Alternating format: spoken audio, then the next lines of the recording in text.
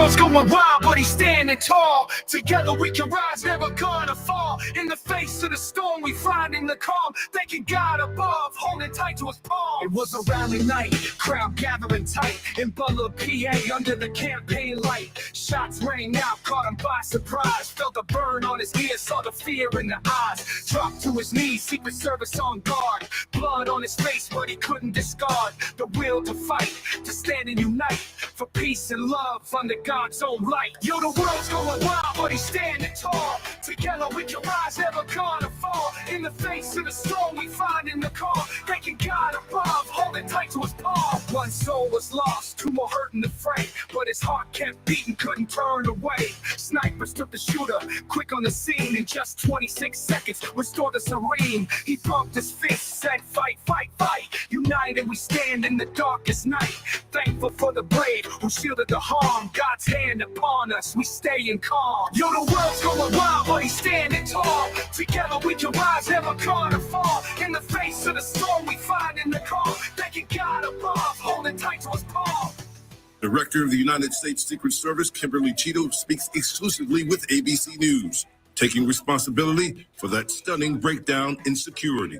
This is an event that should have never happened. Who is most responsible for this happening? What I would say is that the Secret Service is responsible for the protection of the former president. So the buck stops with you?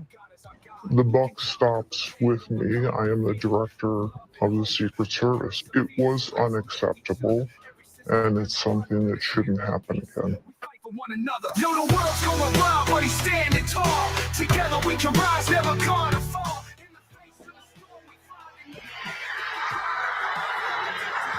From the darkest nights to the brightest days, in unity and love, we'll find our ways. God bless us all, every woman, every man. Together we'll thrive in this beautiful land.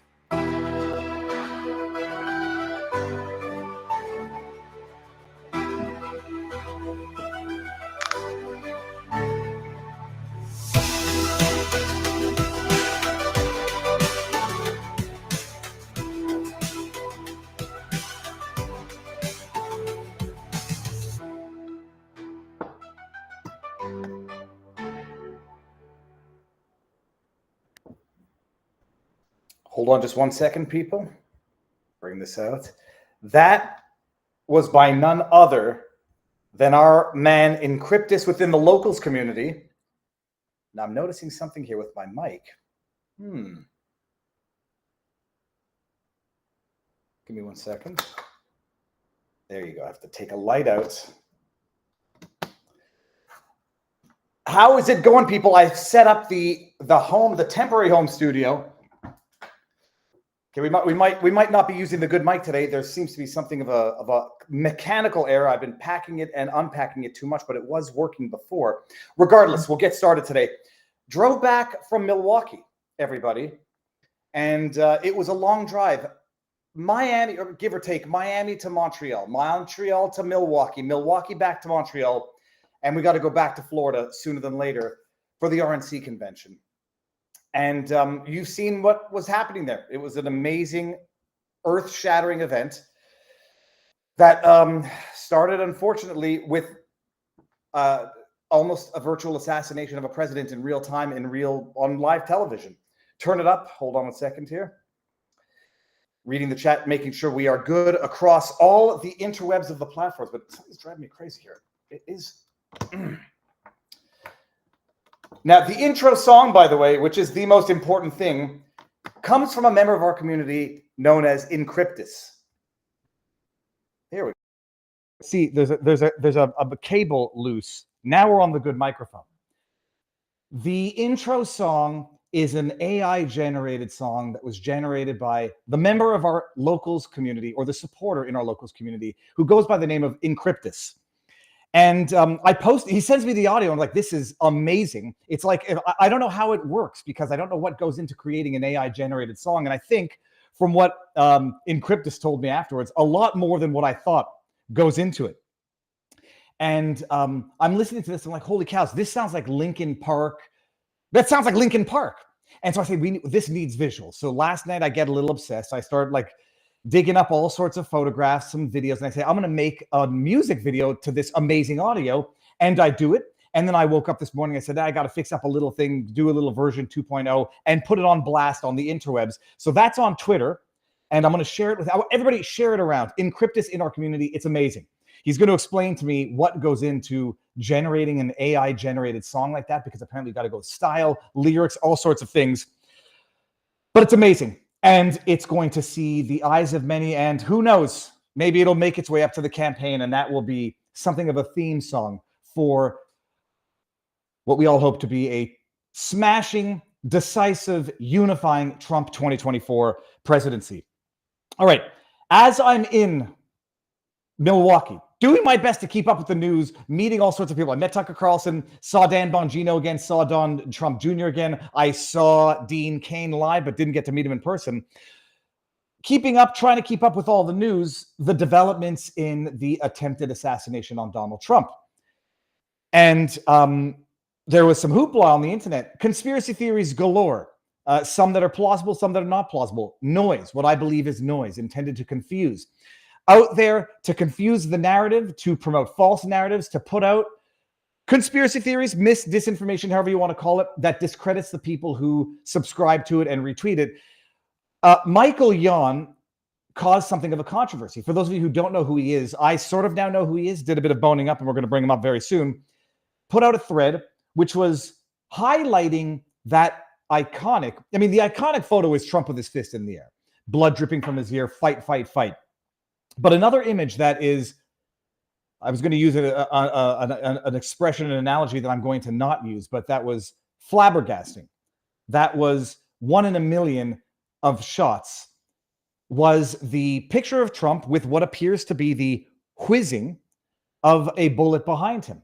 And Michael Yon said he's a combat photographer, not a wartime photographer, a combat photographer. We're going to get into it. He put out an interesting thread breaking it down. What settings was that camera at? Why would the photographer at a political rally have had those specific settings? And he created a thread that went quasi-viral that might be leading into other sort of conspiracy theories. Now hold on one second, accept this. And we're going to, and everyone's like, get Michael Yon on. And then in our community at vivabarneslaw.locals.com, people were saying, get him on and let's make it happen. And they made it happen within 24 hours. We're making this happen. Before we get started though, I have to thank the sponsors of this show, because there are sponsors. Michael, if you're in the backdrop, you might pop up while I bring up the sponsor, because we're in Rumble Studio and I don't know if it's going to bring up only this, but get ready. You might be popped up here in a second. Let me see. Are you here? Yeah, you're here. Okay. Well, say hi to the world, Mike. Michael, you're a little early. Let me, hold on.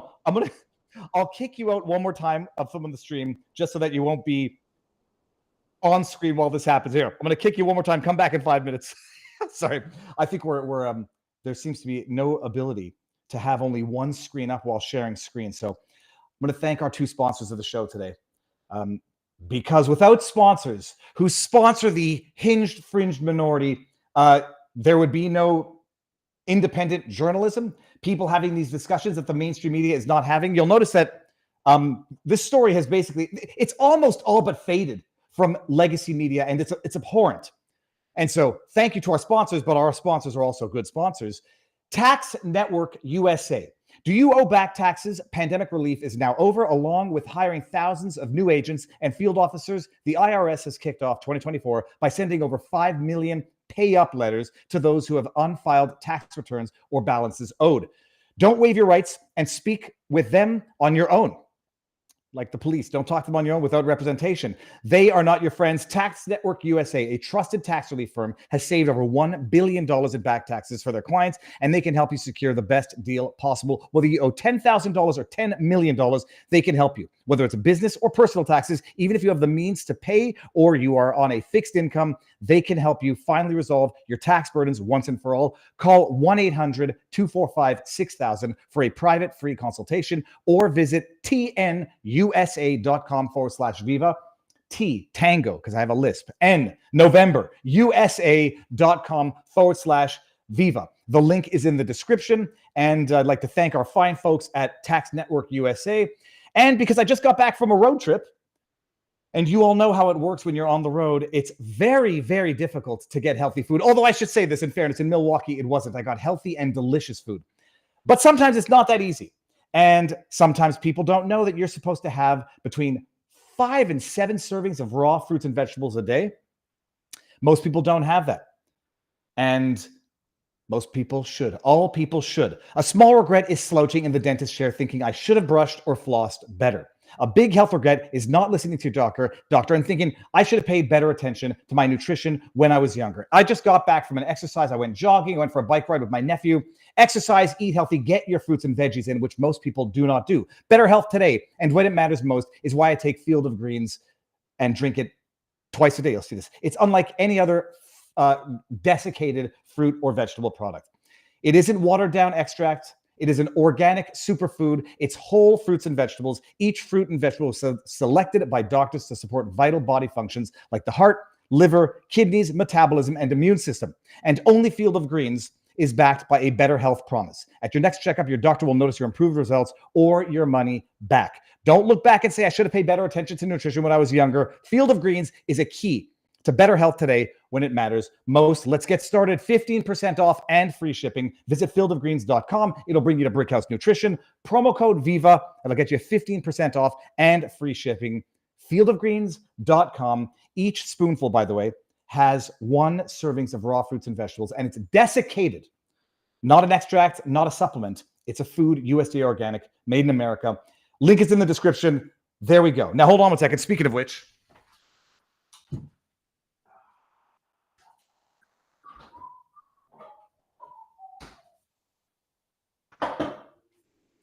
all right. Hydration after a run. Okay, so let's get started now, shall we? Michael, if you're watching, you can come back in. I'm going to bring you back up. Michael Yon.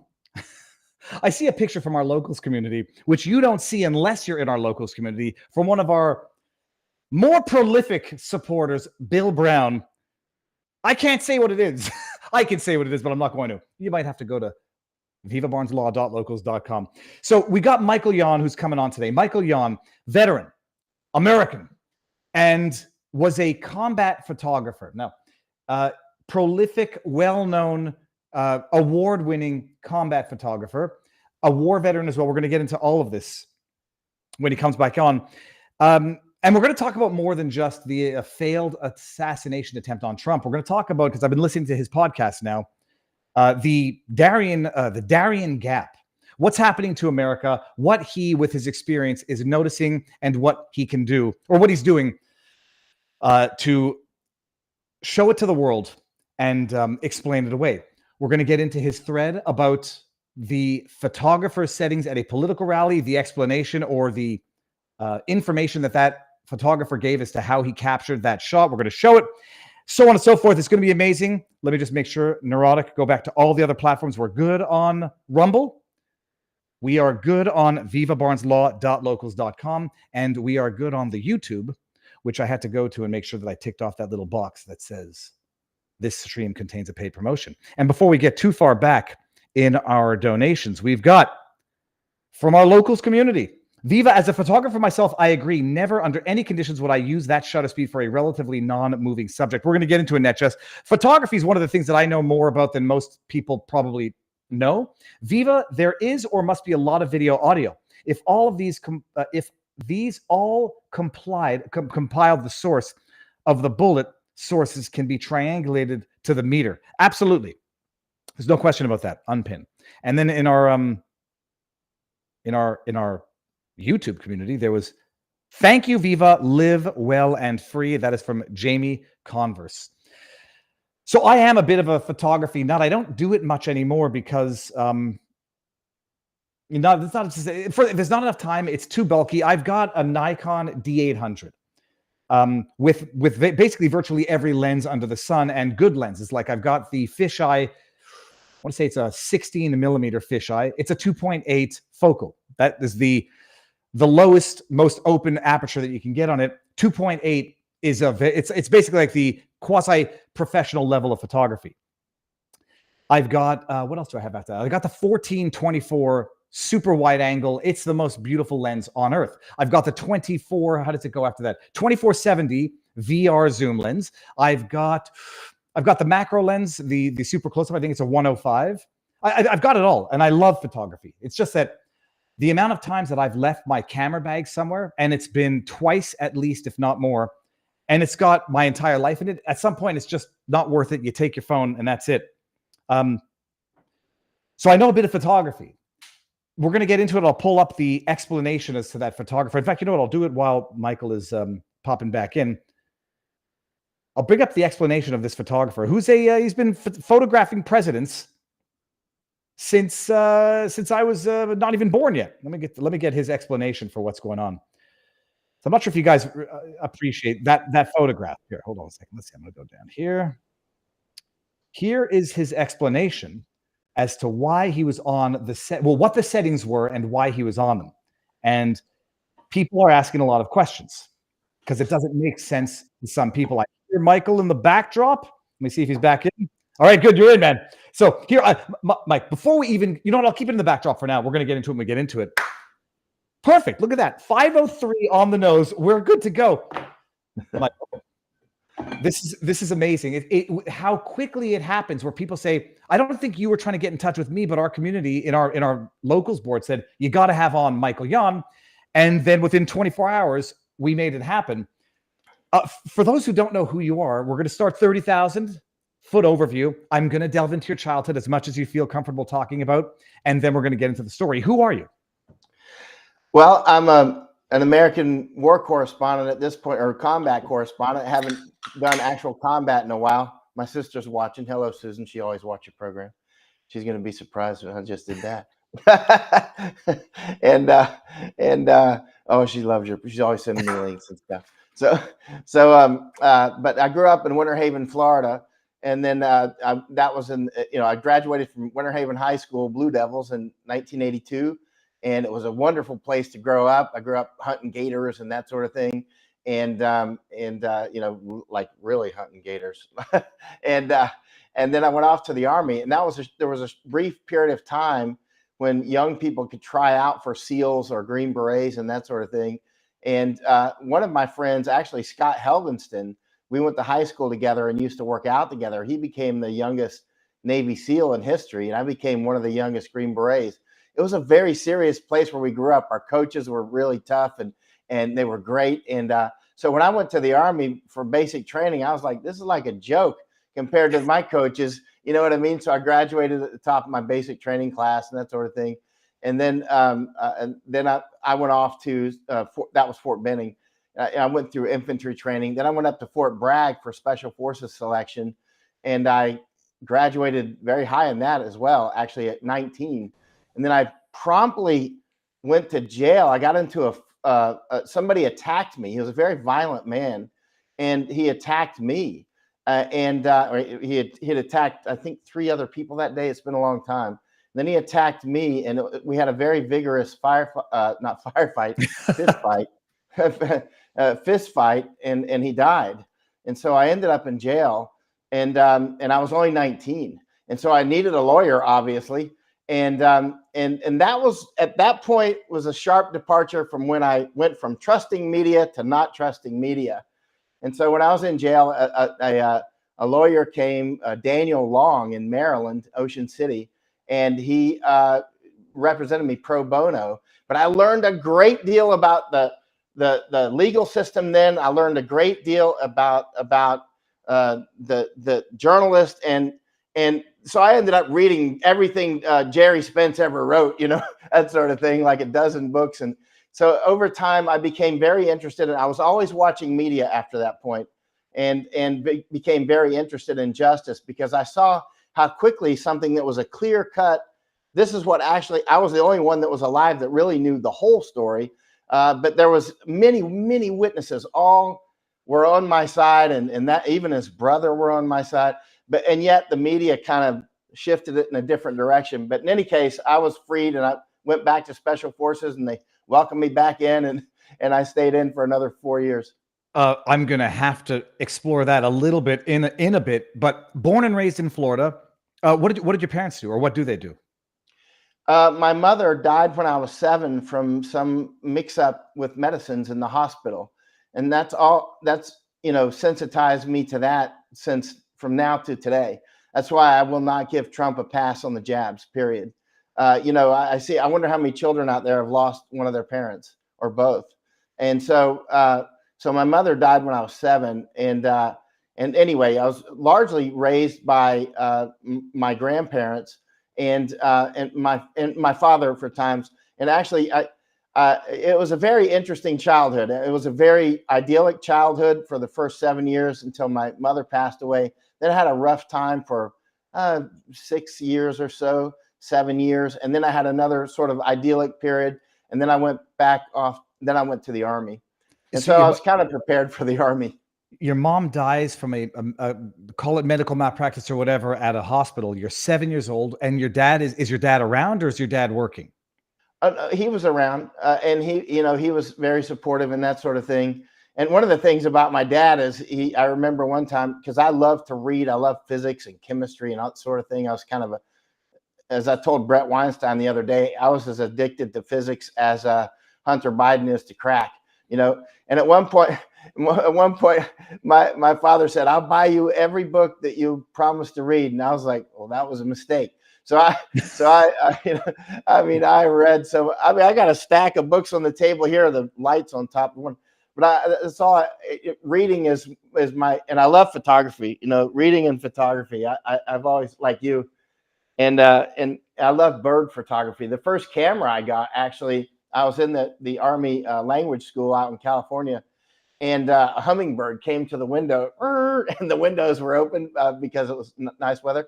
And I'm sitting there learning German, and this hummingbird comes in and kind of looks in, buzzes, and took off. And I was like, I'm going to get a camera. So I got a Nikon FE2, and I started trying to photograph hummingbirds. And I didn't realize, in my photographic naivety, I didn't realize I picked like the hardest subject in the world to start off with. And, it was film. I didn't have a lot of, I couldn't like shoot thousands of shots getting better. But finally, I got better and better. And then, I shot some of the most famous photos in the Iraq War and in the Afghan War too, in both of those wars, because I became better, let's say. Do you ever get told that you look like Hank from Breaking Bad? Yes. Okay. Yeah. In many countries, actually. In many countries. Okay. Ever since that movie has come out, people treat me with a lot more respect. Now, but Michael, so we can't skip over one thing. So your mom passes away. You have a good, it doesn't turn to abject tragedy after that, above and beyond the tragedy of losing your mother. It shapes you as a human. And your dad is around, and you get into physics. But at the age of 19, you beat a man. You end up beating a man to death. Whether or not he deserved it, and the fact that he did is, or that it's an initiated fight and he's the aggressor is one thing. But to physically kill a man with your bare hands, set aside the injustice of what happens afterwards. How does that affect you for life? Well, many ways, actually. It was you have these inflection points in your life, and that was one of them. And he attacked me. It was very clear. Many people saw it, or I would have been in prison for years. And I only spent 4 days in jail. And when I was going through Special Forces selection, they were very clear. If you get in any trouble, like a fight somewhere or something like that, you're out. If you can't be trusted with yourself downtown, then you're out of this unit.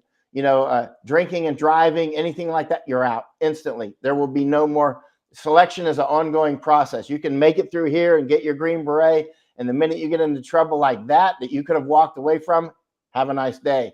Go to the 82nd Airborne or something, because they won't want you in those sorts of units.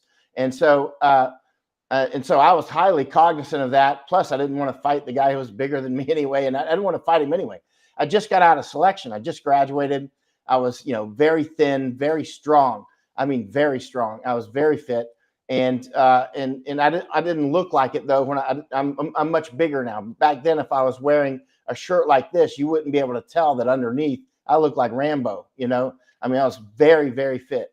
And so when I knew how to fight, and when he finally went for me, I just tore him up. And when he hit the ground, I never touched him again. I just hit him a few times and as soon as he went down, and that was it. I never touched him. And there were witnesses all around. I never kicked him, never touched him. And then it was a big chase, and I got away and heard my name on the radio and that sort of thing. And it was very, very serious. And finally, I turned myself in. and I was arrested and that sort of thing. Actually, the chief investigator, his name was Bokinski. Bokinski actually gave me a quote from my first book called Danger Close, because that case followed me around through my life. And and people would say, oh, you murdered somebody in a bar, a bunch of drunks. I was like, first of all, I wasn't drunk. And secondly, I just graduated from selection. We were girl hunting, you know what I mean? I was 19. I was a testosterone missile, And so we were talking to girls and that sort of thing. And but anyway, this guy, he had a tattoo that said death before dishonor and that sort of thing. It was just a very violent guy. But that case kept following me. And so finally, I wrote a book called Danger Close, and I described everything that happened. And the chief detective, Bokinski, he actually gave me a cover blurb for the book, because I asked him to read the draft manuscript. Is this accurate from your memory? Because my memory is obviously muddled by a lot of not testosterone, but adrenaline, and because that was a very serious moment. So I asked him to read it and pass it on to any other law enforcement that was there that night. And he read it. He said he didn't really have any comment. He said it was very accurate. And I asked him if I could have a quote, and he said yes. So I put it up. So he sort of signed off on it. You might say that it was accurate, because you know how your memories get. You're a lawyer. I mean, something like that, your memories are going to be way off. But anyway, he said it was absolutely accurate. That was his quote. And of course, I went back to the scene. Got all the records that I could get, talked with anybody I could talk with. I went back as the same person I am now, which is an investigator. And I walked it again as much as I could remember it. And so I think my memories were, more accurate than normal, because I went back there and checked it out. And but the bottom line is it affected my life in many ways. It's wild. One is, so I get back to Fort Bragg after spending 4 days in jail, and went back to the company commander. I was like, sir, I've had kind of a long weekend, and he's like, we heard. And I said, well, what next? And he's like, well, next thing you know, I'm helping the next special forces class through the same course that I just went through. Only this time I'm helping. This is while I'm facing second-degree murder charges, right? And assault with intent to murder or something like that. And right? If I assume it's you hit him a few times, he falls back on his head, and it's that sort of injury that ended up killing him. I think according to the autopsy, it was just the punches, and according to my attorney, I hit him quite hard. I threw 4 punches, 3 of them hit pretty hard, and 1 was a glance. And but they were very, he swung at me, or he started to come up to swing at me. And I just got the drop on him. I was faster than he was. And then it was over. And so, then I almost, got caught up with some other guys trying to get me, but I got away from them, jumped over the fence. It was like a movie. And I only looked about 14. People used to joke with me in the Army, like, what, are you wearing your father's uniform? Or, that sort of thing, because I literally looked about 14. But I was very athletic, super strong, and pretty tough, actually. And then, when I realized that all these sirens and stuff, and I was like, man, I probably broke his jaw. That guy deserved it. I didn't realize he was really that badly hurt. Mm-hmm. So I went into a store, and I was just wearing shorts and a t-shirt, right? And so I went into a store, and I bought a hat and a balloon, and I was like, I'm just gonna look like I'm 14, and if I put a hat on and get a balloon, I'll look like. So and I made a cover story really quickly to cover for my accent, because I had a deeper Southern accent then than I do now, and I was like, wow, that's a lot of sirens and stuff, and I was starting to get nervous. I was like, man, I must have really hurt that guy. And this was Ocean City, Maryland. And I was like, I think there's only 2 bridges off this island. I was like, I can't get off the. So I got on a bus. Actually, I thought those thoughts after I got on the bus. I remember there was all these tourist buses, and you could just jump on them. They were like courtesy buses, because it's a tour. So I jumped on one of the buses so I could hear the radio, and I sat in the front seat. So I'm sitting there with my balloon and my hat in the front seat, and listening to the radio, and because he's talking on, the bus radio, and because I knew something serious was wrong at this point. and it came over the radio with my name, 19-year-old Green Beret, or not 19. They were like a Green Beret name. He's like 6 foot tall, and blah, blah, blah. I wasn't 6 foot. They were like describing me as like Rambo. The Rambo movie was out at that time and very popular. So I was like, and at 19, I was not naive. I was cognizant that could be. I was like, oh man, that Rambo movie was out and all this stuff. Oh boy. So it comes on the radio. It goes, wanted for suspected homicide, and my adrenaline just dumped again. And then the bus driver looked at me and he goes, oh, sure hope I don't run into that guy tonight. And I was just like, yeah, me too. And I laughed. I was just like, is this like a movie? You know what I mean? I was just like, he goes, I sure hope I don't run into that guy tonight. And I was like, me too. And I was like, I can't believe this. He's dead. And what am I going to do? You know what I mean? I don't know, go to Mexico, or well, I didn't do anything wrong. And so you're having all these thoughts go through your head very quickly, like go to the police station or go back to the scene. Or so I got off at the next stop and I found some dark place and I just sat down, man. I did Army 101. I was like, sit down and think. It's like whatever your next move is, make sure you sit down and think first, And so I sat down and I thought about it, and I thought, man, I got to go to the police station. And so I walked back to the Surf and Suds, and I watched my friend's truck. His name's Steve Shawless. We're still good friends. We were off in Afghanistan together later. I just heard from him the other day. He's off in Africa now, but so we just got through selection together, and I was watching his truck, and there was police clearly watching it, but they were from the shadows as well. And they were waiting to see if I went back to his truck, obviously. And so it didn't matter. So I went, there was police everywhere. They called everybody in because the Rambo movie was out and the guy was already dead and everybody knew it. And I was like, man, they're really afraid of me. And I was like, this is really dangerous. I could get capped here, And so I walked back down to the boardwalk by the Surf and Suds bar, and there's these police and they're talking to my friend Steve, and Steve's like, get out of here. And I was like, I know what happened. I'd already released the balloon and took my hat off. I wasn't even wearing a disguise, and nobody recognized me except for Steve because I looked like such a 14-year-old kid. And I'm right here. I'm this close to the policemen, right, that are questioning everybody. And I'm like, and I said, hello. And one of them's like, hey, hey, we're busy here. And I was like, well, you might want to talk with me. He's like, hey, kind of like beat it or something. He was polite, but he was like, you're kind of in the way, I was like, this is so strange. I remember I hit his antenna with my finger. I was like, I think you might want to talk with me. And I checked, they both were right-handed. Their weapons are on their right side. And I was just like, I'll just go turn myself in. I don't know, all these thoughts are going through your head. I am 19. And so I walked down to the beach and I just started walking. I was just like going to go turn myself into somebody else that would pay attention to me, I guess. And then I see the whole boardwalk, all these law enforcement. It was a lot, man. It was like a movie. And again, all this, the whole thing was just surreal. And so I'm like, well, they clearly know who I am. And so because they clearly are trying to surreptitiously get a line and push me back to the sea. So I walked right into the middle of them, clearly with my hands out, and they walk up to me and they kind of do and one officer said, are you Michael Yon, Special Forces, Fort Bragg? And I said, yes, sir. And he said, get on your knees. I said, yes, sir. And then they arrested me. They were very professional and polite.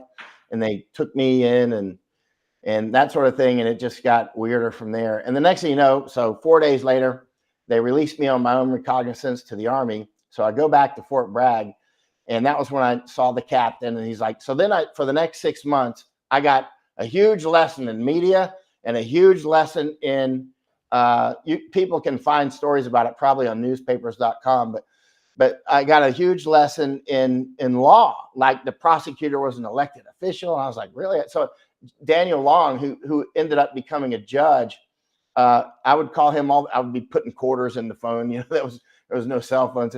And so I would be, I was at Fort Bragg at the Smoke Bomb Hill and all. But the bottom line is, and he told me, he goes, if you were just a college student, you would have probably not even been charged. but it was the Green Beret and the Rambo movie thing. And he goes, now, it's getting near Christmas. And he goes, I think what's going to happen based on, he knows everybody there, was that they were going to take it to the grand jury, and that they were holding it back to near Christmas time, because he thought if the grand jury would probably just do their thing and say, not to prosecute. And then when they, announced that it would be Christmas time, and by the time everybody kind of got back to work, people would just kind of move on. I was like, is this how justice really works? And I thought it would be like, I grew up watching like Mayberry and all that stuff, that everything, if you do right and you tell the truth, everything will be cool, and and you're a good person. And I'm getting this lesson like, wow. I mean, so if I was just a university student, I just basically would have been like a very unfortunate event. But anyway, so the grand jury did do their thing, and charges were dropped. And so then I go back to the commander, and he goes, and I said, well, sir, I mean, the charges have been dropped. And he goes, well, you've done a good job here. You graduated near the top of your special forces class. And then let me have a sip real quick. I'm fasting, so my mouth gets very dry. I'm on the 13th day now. And so he goes, well, you can go to, I'll sign off on any school that you're qualified for. And since my what do they call it? The ASVAB test was high enough to, this like a mental test, math and all that stuff. It was high enough to do anything in the military, right? So I said, well, I want to go to, so in other words, he could sign off on any school that I wanted to go to, just carte blanche, anything he can sign off, I'll take it. So I said, I'll go to Ranger School, And he goes, no, don't do that. You can Ranger School anytime you want. He said, talk with some of the other older SF guys and ask them what schools they recommend for you. And they all said, DLI, go to Defense Language Institute. So I said, okay, I'll go to DLI. And I wanted to go to Spanish because there was a war going on down in Central America. And, 19, I'm like, let's go. And, but of course, I was like one of the youngest Green Berets. My chances of getting on an A team were quite slim. But so I went to DLI, but I didn't end up in Spanish. I ended up in German. So ich spreche Deutsch.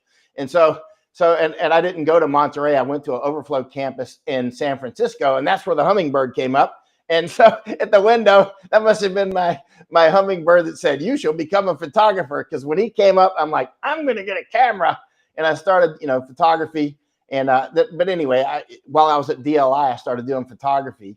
And then, I graduated from DLI, Defense Language Institute, German. Then I went up to Canada to Yellowknife just on a vacation, saw the Northern Lights, and went to Florida. And then I reported to my unit up in Massachusetts, which was the 10th Special Forces Group. Excellent group and excellent men. It was, studs, but I was only like 20 at the time. There's the young people who made it through selection, which was very few, almost all of them failed. But of those who made it through, they weren't getting on A teams because nobody wanted a 20-year-old, no matter how studly he was, on an A team. This is like, more adult stuff, And so I show up to Massachusetts and, Fort Devens, and I report in, and everybody knew my name because they knew what happened. So they actually put me right on an A team, 052.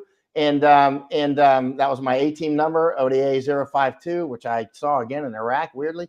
And years later, none of the same team. But I showed up, and everybody already knew who I was. And because of that case, it spread around. Because, and actually that movie Con Air that came out much later, many people say that movie may have been based on my case. I don't know. But in any case, so I got on that A team, and I can say this now, but I couldn't say it then. It was top secret. But our mission was actually to parachute into Poland and to near the Belarus border, near a place called Białystok, top secret back then. So I trained for 3 years on 2 different A teams, one when I was in Germany at Bad Tolz, and another, there at Fort Devens, to parachute into Poland and basically kill Soviets and do all sorts of things, right? And so I'm very familiar. Later, I ended up living, after I was out of the Army, I lived in Poland for a couple of years. Anyway, since that time, I've spent more than half of my life I've spent overseas in about 100 countries, right? So even though I'm full-blown American, as you can see, pretty hardcore American, but I've spent most of my life overseas in about 100 countries. I've been in about 98 now. So so I spent 6 years in the Middle East, about 18 in Asia, or about 5 in the Middle East, about 6 in Europe, and just all over the place. So just down in the Darien Gap, Panama, spent about 6 months there since Biden's been installed, that sort of thing. And I take people and show them things here and there. Well, we'll see if we get into the Darien Gap later on, but just so that people will be able to assess your analysis based on your credentials or your experience. Where did you? Which tours did you do? What does a Green Beret do? Like I know what the SEALs do. I know what they say the SEALs do. Green Berets are badass, as far as I understand as well. Where did you serve? What were you doing while you were in service in terms of like actual functionality? That's an interesting question and very interesting, especially because, well, in that when I went into the military, I actually could have gone SEALs. I was that close to trying out for SEALs. And the reason I went to Special Forces instead was because I thought Special Forces had a more academic side. And I love sports and physical stuff and that sort of thing. But I love books, man. I'm a kind of a bookworm too. And so, and I was that close to going SEALs, and I was like, intuitively go Special Forces. I'm glad I did, actually, very glad. But Scott Helvenston, we were on the same football team, Winter Haven High School, the Blue Devils, and Scott became the youngest Navy SEAL, and he was a super stud. We used to work out together and that sort of thing. And he ended up being on that TV series, Combat Games or whatever it's called. I don't know. I didn't watch it. I was always overseas. But anyway, Scott was one of the contractors working for Blackwater who was killed and hanged off the bridge in Fallujah. And that's one of the reasons I ended up in the war, was because Scott, the former Navy SEAL, he did 11 years. He became the youngest Navy SEAL at 17. I've said that before, and people are like, that's absolutely impossible. It couldn't happen. I'm like, ceasefire. Take 5 minutes to research it online, and you'll see that it's true. Scott sailed through. I mean, I'm telling you, our coaches were extraordinarily tough. And a lot of people, like there's Delta Force guys and Green Berets and SEALs are bountiful out of my high school. And it's like a little volcano of people like that, right? And so, but in any case, so what do Green Berets do? Now, they do a lot of things. They can do foreign internal defense. They can do, what we were planning to do, which was direct action on my two teams. They can do all sorts of, there's many different missions that they can and do, like, strategic reconnaissance. Actually, what we were going to do is strategic reconnaissance with follow-on direct action and guerrilla warfare, right? And so guerrilla warfare and direct action together. But so they do different things. Many of the people that, are in Delta Force today that are undoubtedly, some will be watching this. Some of my friends there are probably watching. There are a lot of those came from Green Berets, right? Others came from Rangers and that sort of thing. But the bottom line is many things. And one of those is I went to language school for German. I went to another language school for Polish, right? And so we trained on my 2A teams for 3 years, like very hard training to parachute into Poland. I knew that place like the back of my hand, never having been there, right? And so, and then later after the Army, I lived there for 2 years in Poland. At that point, there was no U.S. troops in Poland. But in any case, we never did the mission. If we did, you would know about it. It would have been World War III, right? It would have been basically what's happening right now, but probably far more kinetic. So then, after the Army, I went to school. I worked for Michael Jackson for a while. Somebody offered me a job doing security for him. So I was out at Neverland. The reason I took that job is another person I grew up with, Richard White. We were born in the hospital together 3 days apart, and we've been friends pretty much ever since. So Richard White, he teaches theology now. He's a full-blown Catholic. So Richard and I, best friends. He went to school, and he told me, he's like, when you get out of the Army, get a job as a security guard because you can do your homework and get paid. So get one of those jobs where you're So, you know, anyway, I was out. So I went to school in Florida first and then out in California. And weirdly, when I showed up to a calculus class, there was somebody from 10th group that I had been in Germany with in my class. And my roommate was another 10th group guy that we were all together. I was like, yeah, I can't believe this. And so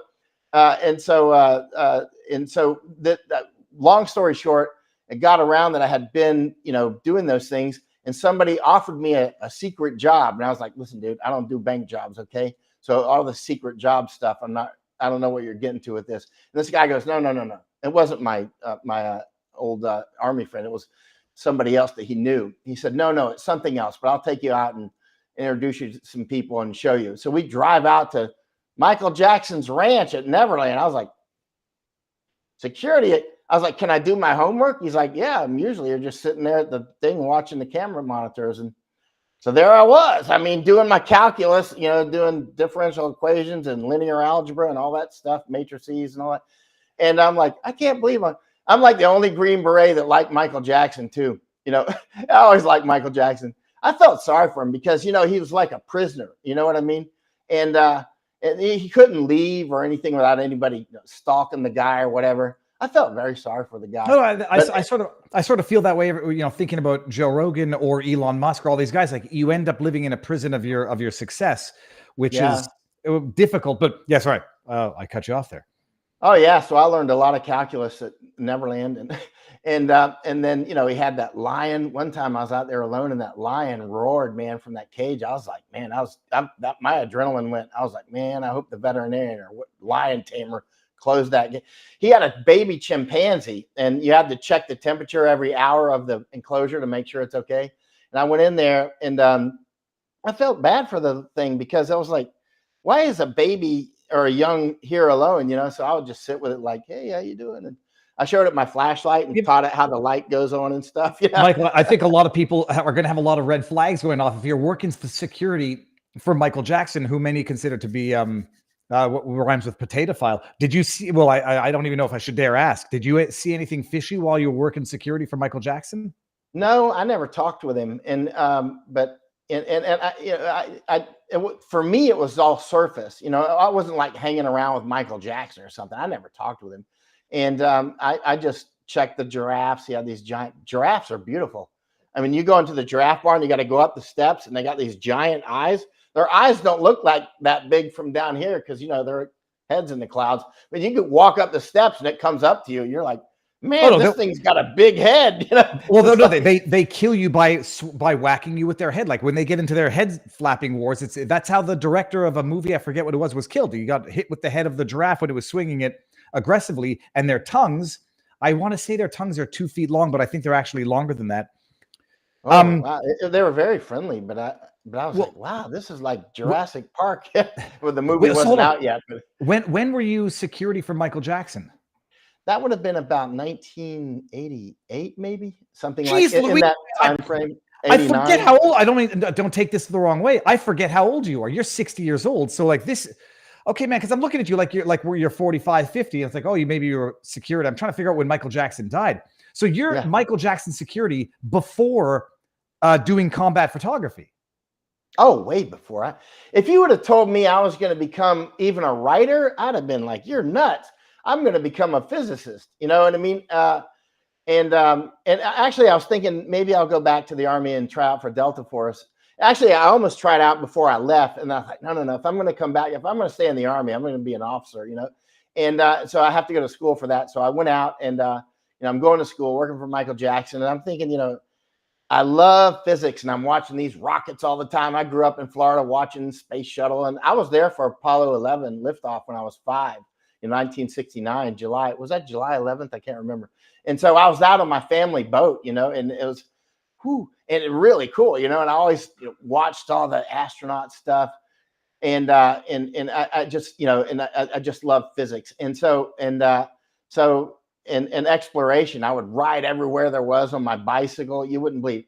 Let me tell you, there's got to be some people from Winter Haven, Florida, watching this. Any road that you're on that's more than, say, I don't know, that was made before the 80s, I've been on every single one of those roads on my bicycle or walking or both. Every one. I've told that to people in Winter Haven. They're like, that's impossible. I'm like, you don't know Dude, Michael Young. I'm I looking checked at every alley in that whole town. That's got to be hundreds of miles of road. You know what I mean? I didn't like there is nothing more Central Florida than Winter Haven. Holy crap. That's like right. I grew up hunting gators there. And, you know, listen to this. If you go, I walked up to Mount Everest a couple times. And one time I was in this town called Pokhara in Nepal. And which is not near Mount Everest. It's on kind of the other side of, or far away from Mount Everest. But I walked up to base camp a couple times. But one time I'm in Pokhara, I'm like, this place reminds me of Florida. I mean, except for those giant, you know, Annapurna mountain range there, you know, the Himalaya, you know, the huge snow. They don't even anything less than 20,000 feet. They call a hill. You know, I'm serious about that. So I spent a year in Nepal. But anyway, anyway, I was in Pokhara one time. And I was like, this is like Florida. You know, even the smells and the birds. So I looked up the latitude. The latitude of the peak of Mount Everest goes right through Winter Haven. In fact, it'll be right at the Tampa International Airport, International Terminal. If you look at the latitude, that would be the peak of Mount Everest right there. That's the same latitude. Anyway, random useless knowledge. But, you know. Well, okay, so let's get into this because people are going to get antsy if we don't. We'll get into the Trump. I want to establish some credentials so people know that you're not just an internet theorizing guy. Anybody who doesn't know that you do award-winning combat journalism, which is going to be relevant for the assessment of the photography settings. But I mean, look, you have meaningful and extensive military experience. Where were you last Saturday? What were your original initial thoughts? And what are you thinking a week later with the information that has been leaked, disclosed, or disinformation that has been promulgated over the last week? What's your assessment of all of this? Well, I'm in Okinawa right now. And so Japan. And so I last Saturday, I'm here fasting and studying. Actually, I'm just taking like a month to every once in a while, you need to take a patrol halt and just study and fast and be quiet. Right. And the next thing you know, shots fired. So I'm back to work. I'm still fasting though. But so, and I saw those photos come out of that bullet trace. And I was like, you know, I was a special forces weapons specialist. Right. So, and besides that, I grew up hunting and have been familiar with weapons ever since as well. So, I mean, you know, weapons, I have, you know, some knowledge of weapons and some knowledge of photography. I'm a professional photographer when I'm in the wars, right? And so I thought, wow, how do you get that bullet trace? And I mean, I've never seen a bullet trace from this angle. That must have been a super fast shutter speed. And when I say trace, I don't mean tracer. That's not a tracer. A tracer is the bullet has an incendiary in the back and you see it. You know, when you're watching war movies, a lot of people watching this have fired a lot of tracers or have seen them. But those tracers burn and then you can see where you're shooting. But that's tracer. A bullet trace is when a bullet fires, a supersonic bullet like this. High-powered rifles all are supersonic. Like an M16, for instance, goes about Mach 3 at muzzle, right? Roughly Mach 3. Let me stop you there because I've been getting differing information. How fast is that? How many feet per second is that bullet traveling? Some said 12 to 1,500 feet per second, but others said something much more like 2,500 feet per second. It depends on numerous things. Nobody knows unless we know, first of all, the rifle. We need to know the barrel length. We need to know the actual ammunition that was fired, not that it was 5.56 or 308 or something. We need to know the actual, which one, Hornady, whatever, because different rounds, even for the same caliber, have different velocities. In other words, they can a heavier grain bullet, 67 grain versus 55 grain or something, will have a different velocity. You know, Newton's laws, right? So, I mean, so if you have a heavier bullet with the same propellant behind it, it's going to be going slower, right? And so there's different, so you can, so those velocities can vary wildly depending on which ammunition was being used, right? But let's say an M16 with a 20-inch barrel, like a musket, with hot ammo. I mean, really, power. M16s aren't very powerful to begin with, but I mean, but let's say, those trade on velocity. Let's say, I think that would be more like 30 3,300 at muzzle. I'm not sure. Weapon specialist, please correct me, or anybody with a ballistics chart. But by the time it reaches that range, I think it was maybe 127 meters or so, or 100, let's say 130 meters from the target. That, you know, the moment that the instant that round leaves the barrel of the gun, the end of the gun, a lot of people think it then speeds up. It does not do that. The instant it leaves the barrel, it's slowing down, right? Mm-hmm. So it'll leave at the muzzle velocity, and then it will begin instantly slowing down. And so by the time it reaches the target, I don't know how fast it was going. I mean, for argument's sake, to be directionally accurate, let's say it was a high-powered rifle, roughly, let's say 2,500 feet per second. That's going to be in the ballpark if it was 308, or if it was, you know, if it was anywhere within reasonable range. But I don't know, because there's a lot of spitballing going on. Who shot? You know, I don't know. Where did the round really come from? Well, and by the way, I pulled up. So Encryptus, good on you. And then whoever it was out of Rumble, good on you as well. Those were the figures that they were giving. Let's pull up the now icon. I don't call this iconic because this is not Trump holding up his fist is iconic. This is just interesting. This is the photograph that went viral. The photographer, Doug Mills, gave an explanation as to what settings he was on. We'll get to that in a second. Michael, people are hypothesizing that the only reason it left whatever this trace is over here is after it struck Trump's ear or went through whatever portion of his ear. That's sort of like vaporizing water or whatever. Because like the idea would be, would you capture that trace wherever that bullet was if it was in frame, or only after it made contact with something that had the slightest bit of material on it? That's the question, actually. Is that only tracing there because it's gone through his ear, or would it be doing that regardless? Regardless. And because, all right, that is cavitation, right? So when U.S. Army or British Army sniper or British military, say Marines, it doesn't matter, but it's sniper teams. There'll be a team of two people generally, right? A spotter and a shooter, right? And so the spotter, he'll have a spotting scope, which is usually a monocular, right? So he'll be right beside the sniper. And to be clear, I've been with a lot of snipers this close in combat. Like I have photos with this is the same camera he was using, by the way. It's the same one I use, same one Brett Weinstein uses. That's a mirrorless camera, correct? Sony Alpha 1, yeah. Okay, Sony so mirrorless. I mean, you can get a much more rapid shutter speed, or not shutter speed. I'm sorry, frames per second. So you can how many, if you just hold your finger down, are you getting in a second? Well, it depends on which setting here, but the maximum you can get is 30 frames a second. If you push this button, I'll just get one. But if I push this one, because I programmed it, if I want to get 30 frames a second, I push this one and this one at the same time. It'll be 30 frames a second. Right? And because there's no mirror, you're not hearing a. No, and I have it on silent mode anyway, so it'll just be, it's quiet. It's, you know, and so you're basically shooting film, but each frame is a high resolution image. Yeah, 50 megapixels, and these are nice megapixels. You know, there's 50 megapixels, and then there's 50 of these megapixels. You know, they're not all megapixels are created equally, right? And so, in the battle of megapixels, it matters which megapixels you're talking about. But this is the finest camera I've ever held, and I've shot with the best camera ever since I started doing war photography. And the best cameras and the best lenses. If you see it in my hand, I either found it on the ground or it's the best that money can buy, right? And that's what he was shooting with, was not this lens. He has a 24 millimeter, which I have as well, but I don't have one with me because I didn't bring it on the strip. So you see this picture as it goes viral, and then you ask your questions. What settings on earth was he at to have captured this? I thought that when I saw that picture, I thought it might have been a still from a video. I mean, I guess it was in a sense, but I thought it was like hyper sharpened, and that we're basically only seeing what we can see because of the way you can play with the photograph after you take a still or you take a screen grab. His settings, let me see if I can. Well, let me tell you about the trace first, because it's important to understand a little bit of the physics there. Or a sniper team. So you got a sniper team, and they got your spotter and your sniper side by side, right? Spotter, sniper. I got my things reversed here because of the camera.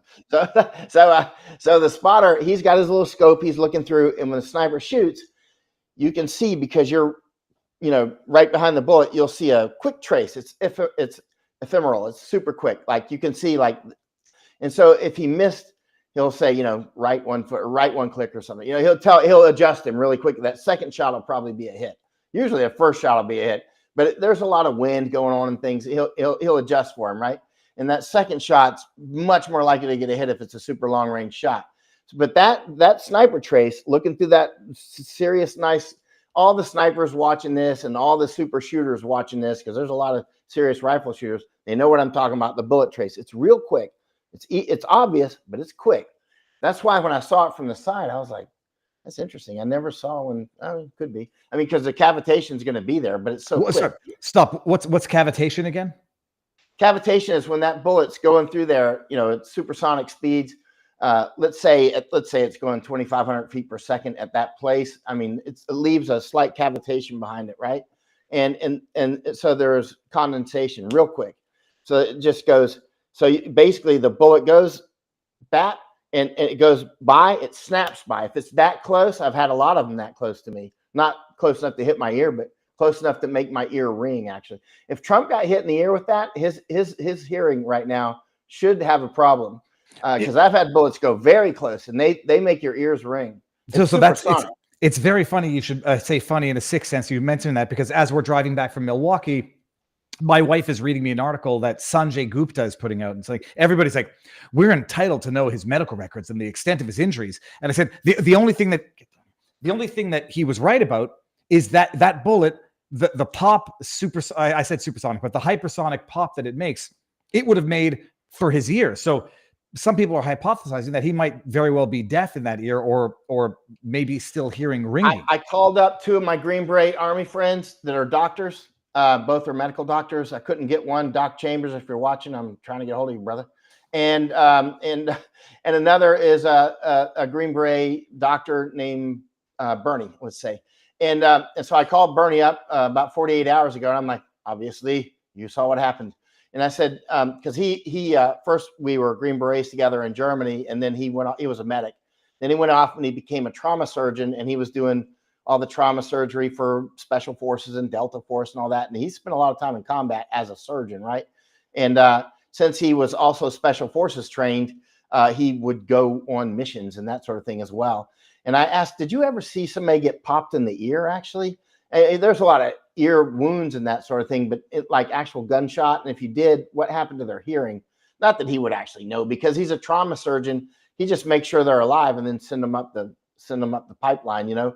But in Bernie's opinion, he thought it probably wouldn't burst out his eardrum. And I'm like, I don't know, Bernie. I know you're the doctor and stuff, but I think it would burst his eardrum, because I've had some bullets go very close and it made my ear ring for days, you know.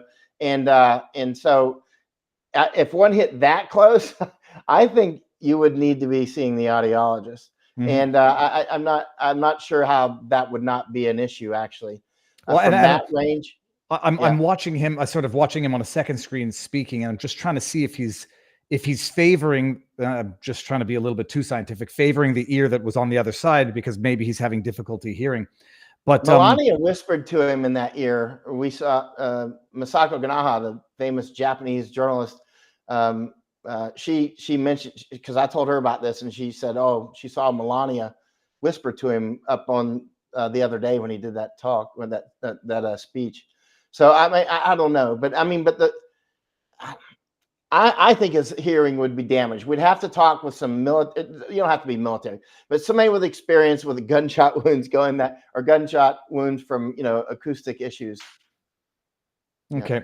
Now, so that's the what do we call that thing? The smoke that we're seeing off the bullet. But it's very quick.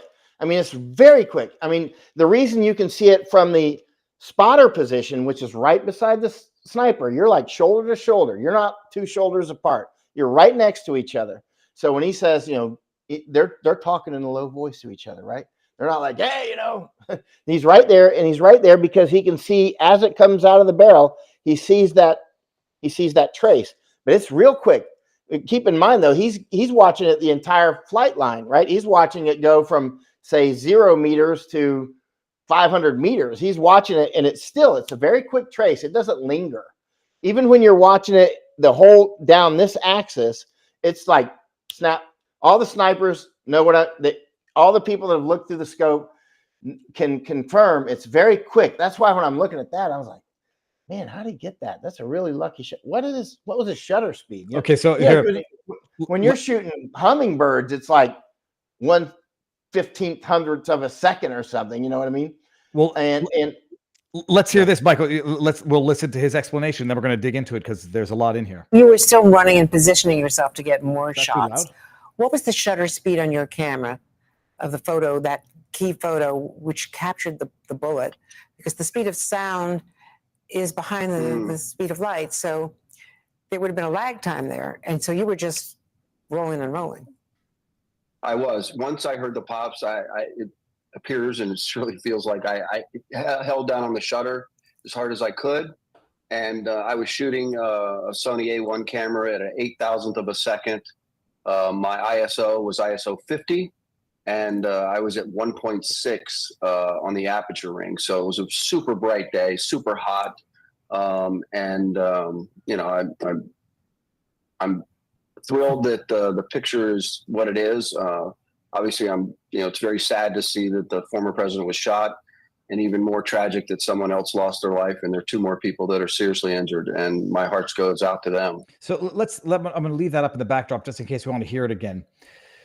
I think I could probably field a little bit of the ISO is the sensitivity to light. And if you're in low light situations, you want a high ISO, because if you're shooting at night, for example, I don't know if the ISO goes up to like 6,400. It might go up to higher than that. But I remember this from back in the days of actual physical film.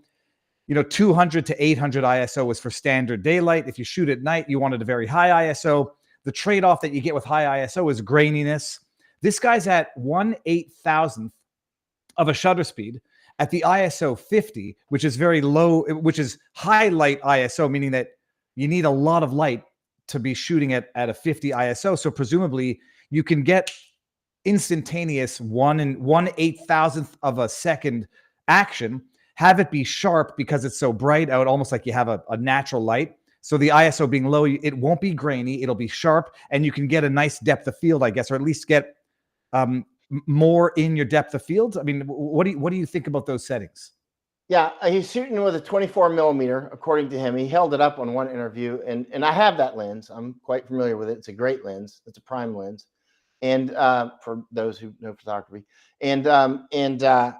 I was looking for the ISO. He finally just said it. When he said it, I just wrote it down. I'm gonna send it to Brett Weinstein, actually, because we were trying to figure out the ISO. I had to pick multiple interviews that the guy did to finally get to where I found the ISO, which is ISO 50. Yeah, 50. That was key. And so he had the f1.6 is what he had the f-stop at, which means he's going to have a relatively very narrow depth of field, which I can understand that, because he might want to get the crowd out of it and that sort of thing.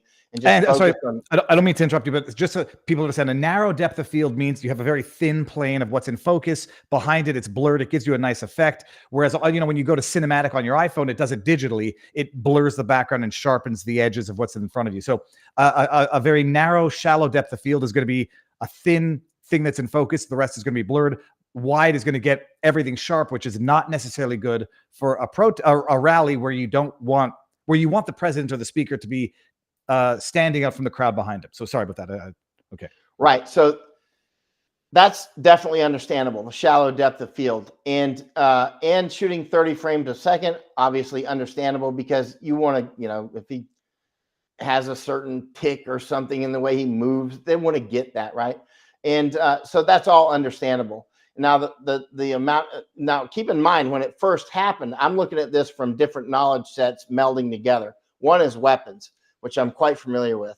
And another is photography, which I'm quite familiar with. And I'm like, caught a bullet trace. And actually, why are all the media there that day? So you can see how this is kind of stacking up in the possibilities here in the possibility triangle, and CNN's there, and everybody in the mosh pit. Washington Post was there with him, and normally they're not at his protest, and he mysteriously has it on 1/8,000th of a second. And I don't know what lens he had at that time. Now I know, but my instant thought was, why did he have it on 1/8,000th of a second, right? And very lucky shot to catch a trace. I've never seen a trace from that angle, right? I don't think I've ever seen a trace with a still photo. I mean, slow motion, you can get it. If you do it slow motion, you can get it. But 2,000 frames a second or something, no problem. But the point is, you can stop a hummingbird's wings at about 1/1600, right? Which is considerable. NASCAR, you can do 1/4000th of a second. You can stop helicopter blades with 1/800th, right? Depending on the helicopter and some things. But I mean, so if somebody's shooting on the stage or standing on the stage, I just thought, well, why? I didn't know all the rest of it, but I was we have to call everything out, and if it passes the muster, then that stands, right? So putting this one to the test, it may have been that's an honest bullet trace, and he honestly had it on 1/8000th, which was very surprising for a lot of people. But if it's a bright day, he's got the 24 millimeter, he's at 1.6. Maybe it's actually straight up legit. Maybe he wasn't actually there waiting for a bullet.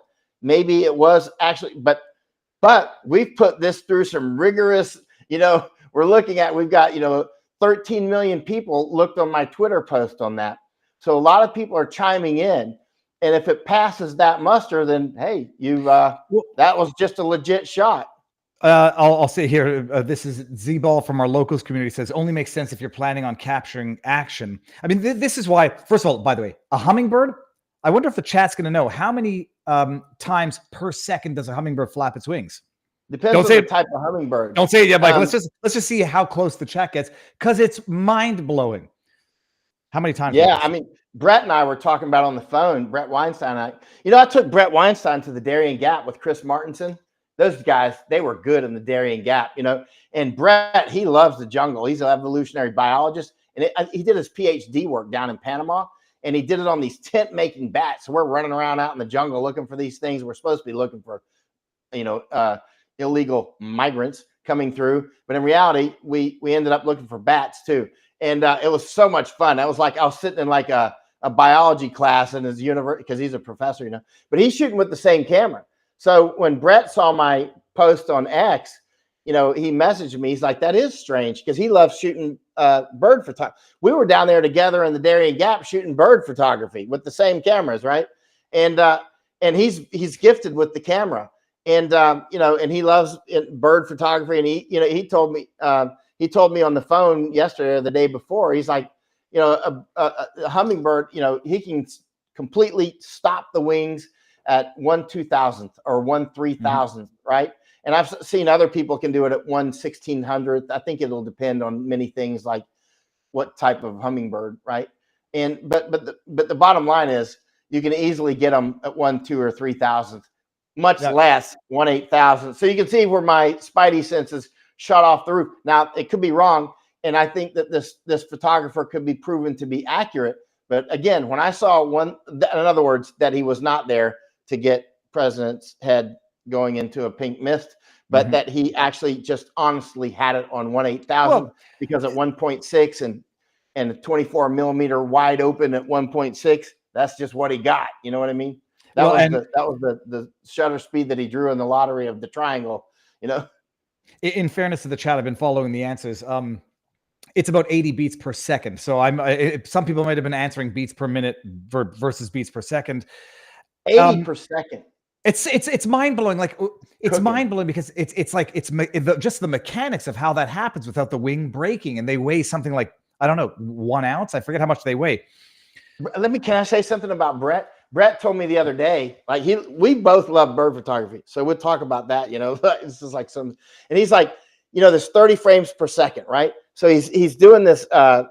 She shoots with the same camera. All three of us do. The New York Times guy and Brett and me, and so he was doing some shooting at 30 frames per second. Brett was, and he said without that super fast frames per second, he would never have been able to see this thing that the hummingbird does when it leaves. It turns upside down. When it leaves the flower, it turns upside down when it's leaving. We got to ask Brett about that more. I need to call him up.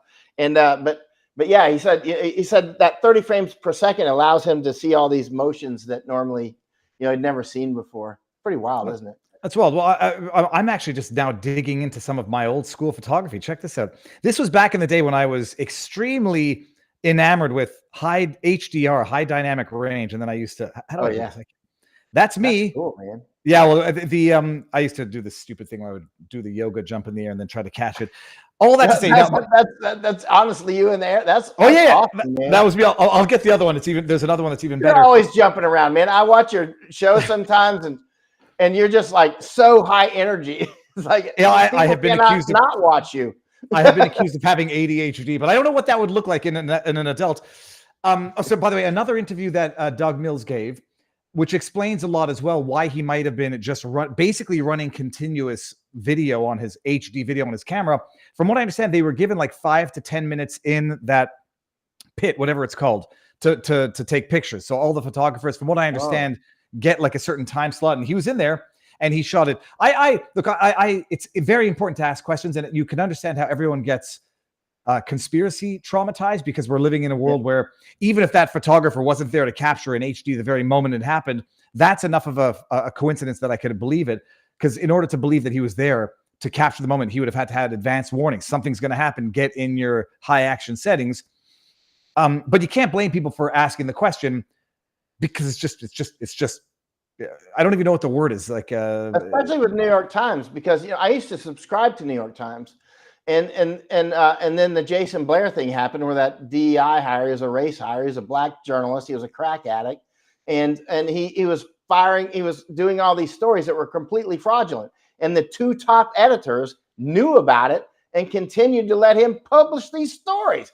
And so that was when I canceled my subscription. Actually, I want to say this: New York Times, I read them for years until that, and I was like, no mas, right? But the most accurate, or one of the most accurate stories, let's say the top 1% of stories written about me, which would be thousands of stories from everybody, would be New York Times. It was one of the most accurate articles ever written about me. The only mistake was they called me a journalist, and that was it. I told the journalist, I said, man, I can't believe you got that so accurate. That was amazing. Except, why'd you call me a journalist? Anyway, whatever. And we'll let that one pass.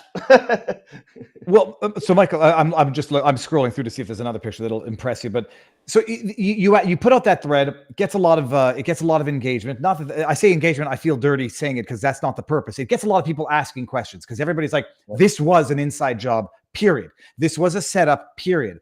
Did they actually tip off a journalist to say, you don't know what's going to happen, but get in your action settings so someone captures it, so that could you imagine? First of all, I don't want to ask the question, but I have to. You've seen battle, you've seen death and destruction. Had that bullet caught its mark, what does that picture look like? It would have been ugly, that's for sure. I have done a great deal of combat. In fact, interestingly, one of America's most famous combat correspondents was killed, just like not very close to me right now. I was at his memorial the other day, Ernie Pyle. And, there's a lot of war correspondents. There's not that many combat correspondents. War correspondent, a subset of that is combat correspondents, people that really do serious combat. And I'm one of them. I'm probably the most experienced living actual combat correspondent. And New York Times even said that they said in that article about me in 2006, maybe, that, that the Army said that I had spent more time embedded with combat troops than anybody else. And that's when I was just limbering up for battle. You know what I mean? So I spent the next several years running around with Marines and the Army and Air Force, British Army, Afghans, Iraqis. I was with everybody. And then I did it in other places as well after Afghanistan and Iraq. So I've done a tremendous amount of combat, and not war. I mean combat, right? And so stop there. Actually, I think if he was hit at 1/8,000th of a second at 30 frames per second, it would be like Zapruder times 10,000. My lawyer, my IP attorney, I had a lot of IP infringements, intellectual property infringements over time. If you look up Michael Yon and copyright infringement, you'll see the heads that I've got staked on the poles out there of people that we beat in copyright battles, including bankrupting a magazine called Shock Magazine, Hachette Filipacci. All these ABC, the Army, just long list of who's who of who stole Michael Yon's property and paid big for it, right? And so I learned how to fight those battles, man. And so what I'm getting to is my attorney. We worked together for 15 years probably, and his firm represent. I don't know if they still represent it, but they probably do the Zapruder footage, right? Mm-hmm. And he said the derivatives from that and the copyright, the IP violations, they are a big cash flow, right? Because that if he caught that photo, I mean, I'm just saying this from the knowledge of how much.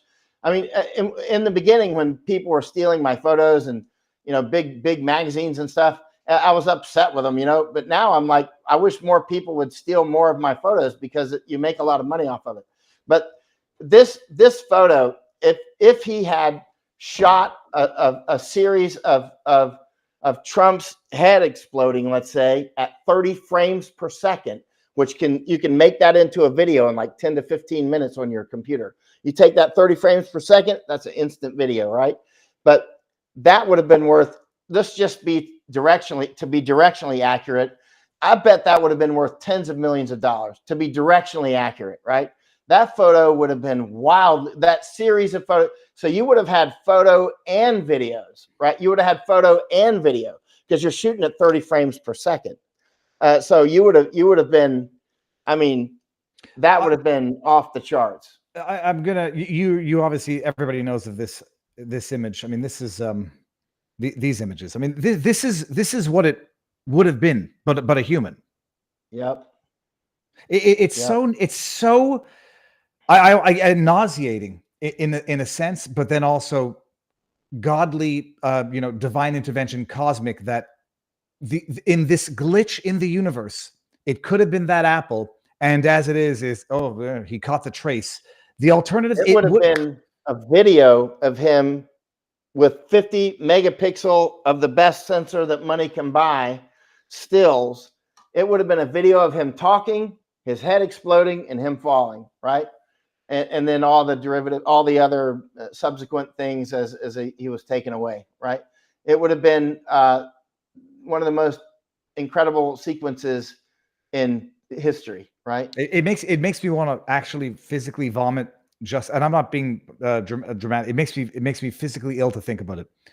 Yeah, if you look, actually, I've shot similar footage. Like one is called Gates of Fire series. If you look at my Gates of Fire series, I was actually in Iraq.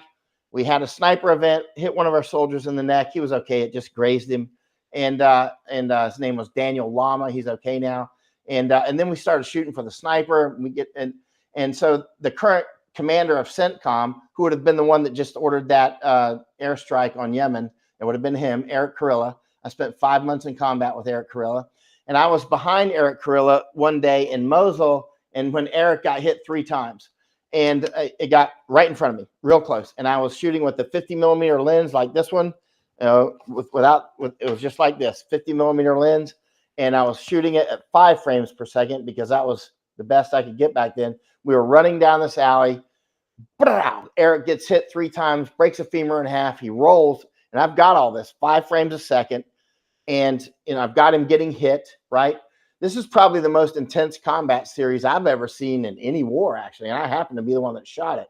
And so the firefight continues. After this series, by the way, that's when Bruce Willis called me and wanted to do the movie. But so the firefight continues. I've got a bullet splashing off the wall right in front of me, like arm's distance away, this far away. And I have the bullet hitting the wall right above a lieutenant's head. Then hand-to-hand combat ensued, a lot of blood. I've got the whole thing, right? That's so the sort of stuff that just happened with Trump, that would have been like nothing compared to what I'm used to doing in actual combat, except that it would have been the president, right? I was in many instances where people were killed. Eric, now the one who was shot, he is the CENTCOM commander now. He is the 4-star general in charge of CENTCOM, and he is the one who would have ordered and been watching from the TOC or the headquarters, not the TOC, but the CENTCOM. He probably was watching from, I'm guessing, from CENTCOM headquarters when those airstrikes just took place.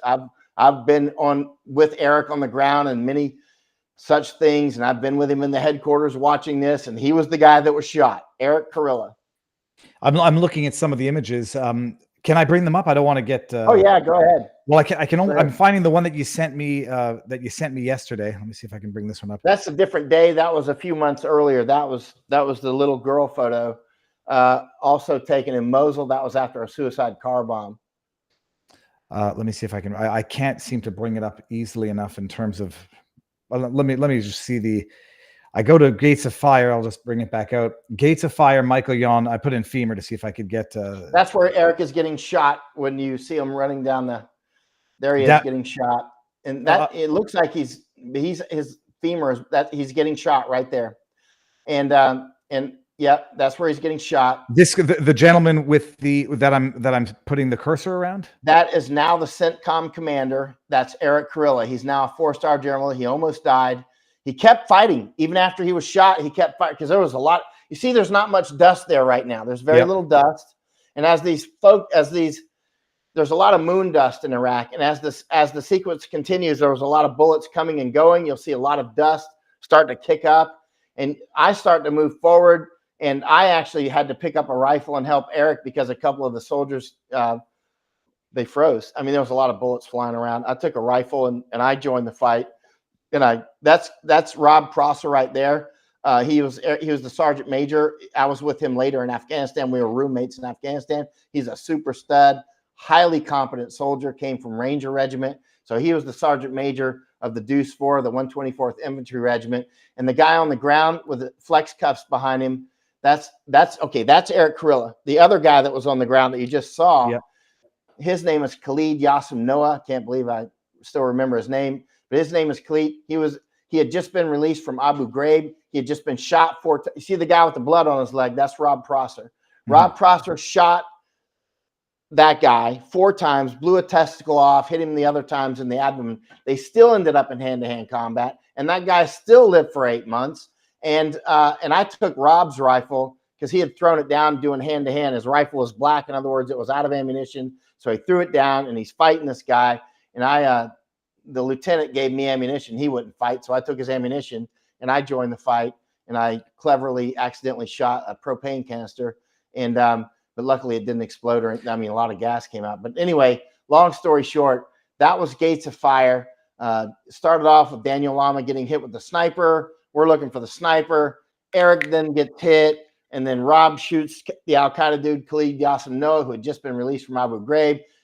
Right after he was involved in another suicide bombing that killed over 20 of our people in the mess hall up in, or at least he was arrested on that day, and with maps of our base and this sort of. And then Rob ends up in hand. Rob told me, he said he almost had that Al-Qaeda dude strangled out. Blood is slippery like ice. Blood is very slippery. If your hands have blood on them and you're fighting, not that I know from any form of combat, but more like oil almost, because water allows you to have more traction, but like oily. Rob said he almost had him out. He was strangling him, and the Al-Qaeda dude bit the watch because he kept his watch on the inside, and he was credit to the Al-Qaeda dude. He was fighting hard, and he'd been shot 4 times. Once blew a testicle off. He's still putting up a man-sized fight on the ground. I found Rob's rifle on the ground. I got some ammo, and I went I was going to kill anybody else that was in there. You're not supposed to do this because you're a journalist, but my buddies, I like these guys, and so I picked up a rifle. I went in there, and to draw fire, I fired it where I thought another Al-Qaeda guy might be, and it hit a propane canister, which flew in the air and spinning stuff. And Rob said he almost had him choked out, but the sound from the shot and the propane canister caused him to wake back up again. And anyway, so it was like, the alligator you think is dead, but it's not. Just anyway, it's just another day of combat photography. So when you do your tours, you're doing photography. You're not carrying a firearm, No. And often when I was over there, in Afghanistan, I spent 2 years in Iraq, and then I spent 2 more years in Afghanistan. I was going back and forth between the wars. And you learn a lot about war by being in a war, but you learn a lot more by going to more than one, right? And I was going back and forth. And so of the 2 years I spent in Afghanistan, I spent a year alone in Afghanistan. And a lot of that time, I had weapons and hand grenades and everything else. But because I'm not a journalist, everybody says journalists aren't supposed to do that. And I'm like, that's very nice. Go be a journalist, because I'm not a journalist, right? I'm more of an analyst. If you look at my reports from the Afghan war from 2006, I just got a report from a message from an Army officer just hours ago, and he's talking about how accurate I was about Afghanistan. And he was in Afghanistan at the same time I was, my first trip in 2006. I wrote 12 major dispatches about the Afghan war, and they were very controversial at the time. People are like, well, you become a traitor. You're saying we're losing the war, or it's going the wrong direction. I'm like, listen, I'm not here to be your buddy. And if you don't like me, have a nice day, right? I'm here to find the truth that I can find, and I will publish it, right? And so I think the way the war is going is we're losing it in Afghanistan. I know that's counter narrative, right? But I wrote 12 major dispatches. One is called one series. It might be a series called The Perfect Evil. It's about the opium trade. But in any case, I described these 2 suicide attacks that happened when I was there, and just stuff that made me think the war was going the wrong direction. And I published those. And I said, of course, I may prove to be wrong, but look at my record. You know, it's stacking up. I was the first one to call the Iraq Civil War about 18 months in advance of everybody else. I was steadily saying it's a civil war in Iraq. Everybody's like, you can't say that. You hate President Bush. I'm like, I don't care about President Bush. I care about my friends that are in the Army. I care about my family that's in the military and the Marines. You know, I care about the United States. I care about these Iraqis too. What's going on here? I want to know what's going on. I care about my friend Scott Helvinson that was hanged off a bridge in Fallujah that I went to high school with, right? And my other Green Beret teammate, Richard Ferguson, that was killed the next day, also in Iraq. I went to both of their funerals. That's why I went to the Iraq war. I went because I do not trust the media, and I do not trust the government. Rewind the tapes back to when I'm 19, and I saw what the media did. I never trusted them again, right? And then also the way the government worked with my case, I was just like, I didn't think it was that bad, though. I still didn't realize it was as bad as it is now, right? And so let me get a water here. But the bottom line is, so that what happened when I was 19, you said, what effects did it have? One is it made me hypersensitive. That's why I read every book that Jerry Spence wrote. I think Barnes must read Jerry Spence, because I hear some of his thought patterns, and I'm like, that's Jerry Spence talking right there. That's my man. Jerry Spence, I went up to Jackson Hole one time. He's got this big eagle over his office, you know, and that's where Jerry Spence's office is, right? Wyoming. I read so many books on law, and I always wanted to find, you know, Jerry Spence, the criminal, the lawyer, and I read all of his books. And I tell everybody, read all of his books. Just pick one and start there anyway. And pick the easy one, How to Argue and Win Every Time, right? And but I like more of the law books. And I studied his writing, and like, why do I like Jerry Spence so much? One is he tells the truth. At one point, I remember he's talking about one of his clients. Well, he used to perpetually do this. He would make his clients look to be like a bad dude. I'm like, Mr. Spence, the way that you're talking, I would be throwing him in jail. You're describing your client as not a guy. But the thing is he talks in such direct, raw talk, it lends credibility, right? And, you know, he's just raw. And then, you know, then he starts laying out his fact patterns, and you can see that he's incredibly well studied. And then towards the end of it, you're like, of course, not guilty. You know, it's like, you know, they used to accuse Jerry Spence of hypnotizing his juries and that sort of thing. Let me read this, by the way, because I the battery's dying in this light. Let me turn it off. This guy's absolutely precious. I about fell out when he was talking about the giraffes at Neverland. He's adorable, said not in a condescending or emasculating way, in a genius way. That's from Buffalo Betsy in our community. And hey, Buffalo Betsy. Now I am adorable. That's why they call me Big Honey 6. That's my call sign on the radio. Big Honey 6. Big Honey 6. How tall are you, if I may ask? 5'6". But I'm called. Yeah, we're the same height, man. That's why that guy was picking on me, man. He thought he could beat me up. And but the 6 though, when military people know what I'm talking about. If you have 6 on the end, it means you're the commander. 7 means you're the sergeant major. So if you're like Deuce, Deuce 6, like Eric Carilla, when he got shot, his call sign on the radio was Deuce 6 because the unit was Deuce. So there would be Deuce 1, Deuce 4, Deuce 7, Deuce 9 or whatever. And so Big Honey was when we were doing our Operation Burning Edge on the border, we all had radios and stuff. So, I was leading it. So I said, I'm Big Honey 6. Dude, well, we're the same height. I'm actually 5'5.5", but nobody goes around without shoes on, so I'm 5'6". Hold on, I wanted to bring on King of Biltong's in the house. He says, "Oh, hold on, I didn't bring up the right one. What is Michael's thoughts on the behavior of the photographer at the Trump rally when he was shot? I can't see this on the top. They appeared to rush into fire on the left of the stage. Not one of them." But no less than 3 of them. So I guess the question here is, did they know that they weren't at risk to run in and try to get the photos? I think these people are crazy. If you look at a lot of my, I wish I had the gear that's available now, like the incredible GoPros and stuff. But if you look at some of my combat videography that I did, you'll hear bullets going right by, machine guns going right by us, right? And going out, and like lots on different videos that I've got of combat. And I never ran from it, and I would tend to go towards it, right? And that's why I spent there are people that will do that, right? Not a lot, but there are people that will tend to go literally to the sound of gunfire. And I'm one of them, right? And so, and clearly, so I'm not surprised. In fact, I'll give them credit for that. Yeah, they could have been killed. Of course, we know that. I mean, if you're going to do this sort of work, this is not a work for people. Often ask me, they want to do what the people that really followed my war work for a year. Ernie Pyle was doing what I did, and Mr. Pyle is dead. He was killed very close to where I'm at now, in 1945 by a Japanese sniper, apparently. And he was incredible combat correspondent, and he would go to he was over in the European sector, and then when that started to wrap up, he came here and was promptly killed here, right? In Iwo right? Which is I'm in Okinawa. Iwo Jima is a small island.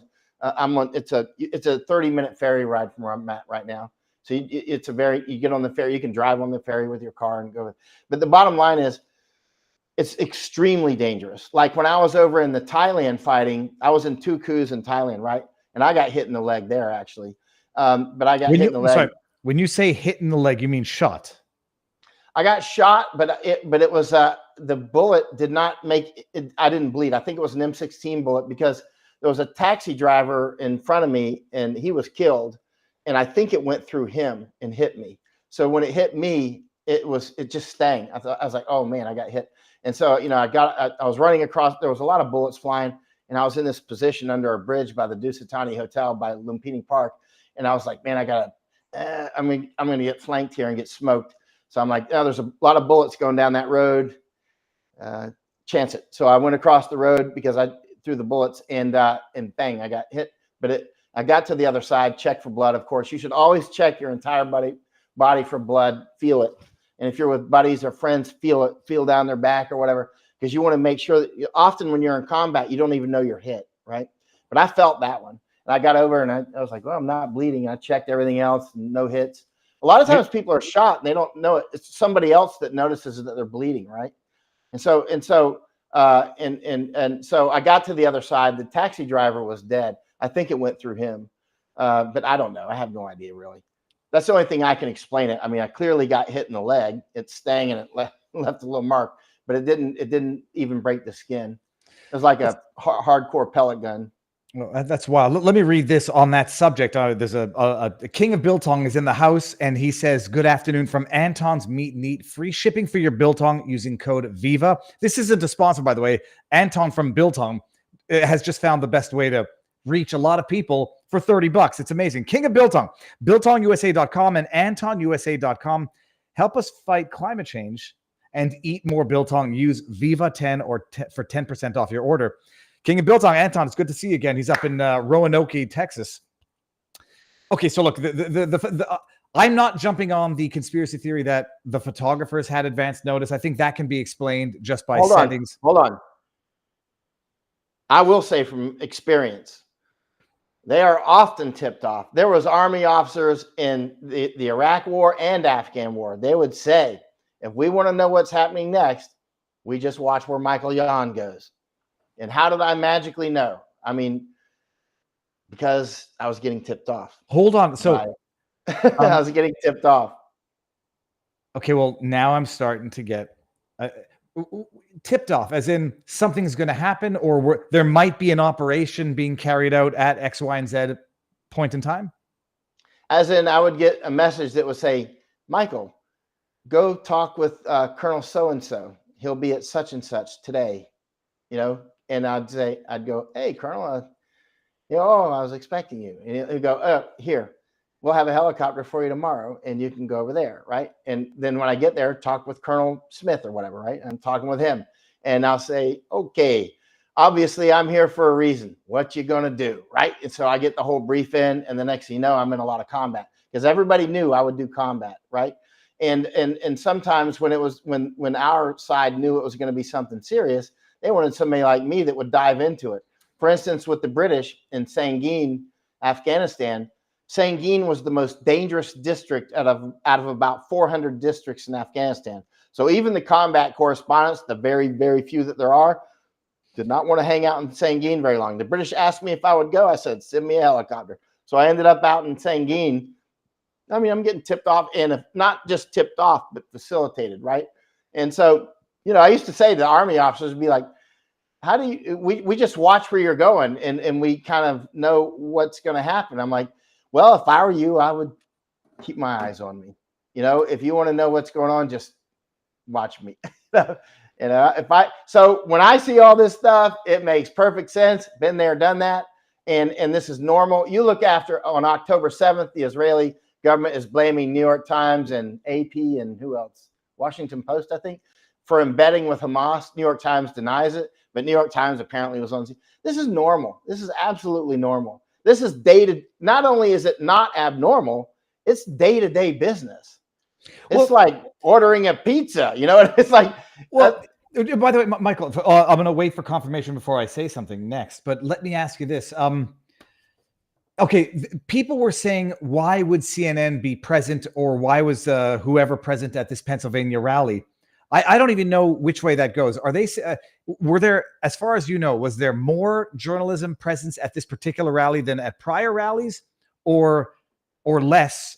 But I would imagine there's always MSM legacy media at these rallies, wherever it is, Pennsylvania, Michigan, Wisconsin, whatever. Do you know if there was more or less as compared to prior rallies? You know, I don't follow Trump around, and I don't go to presidential rallies, you know, so I don't know, but other people continue to say that was very abnormal.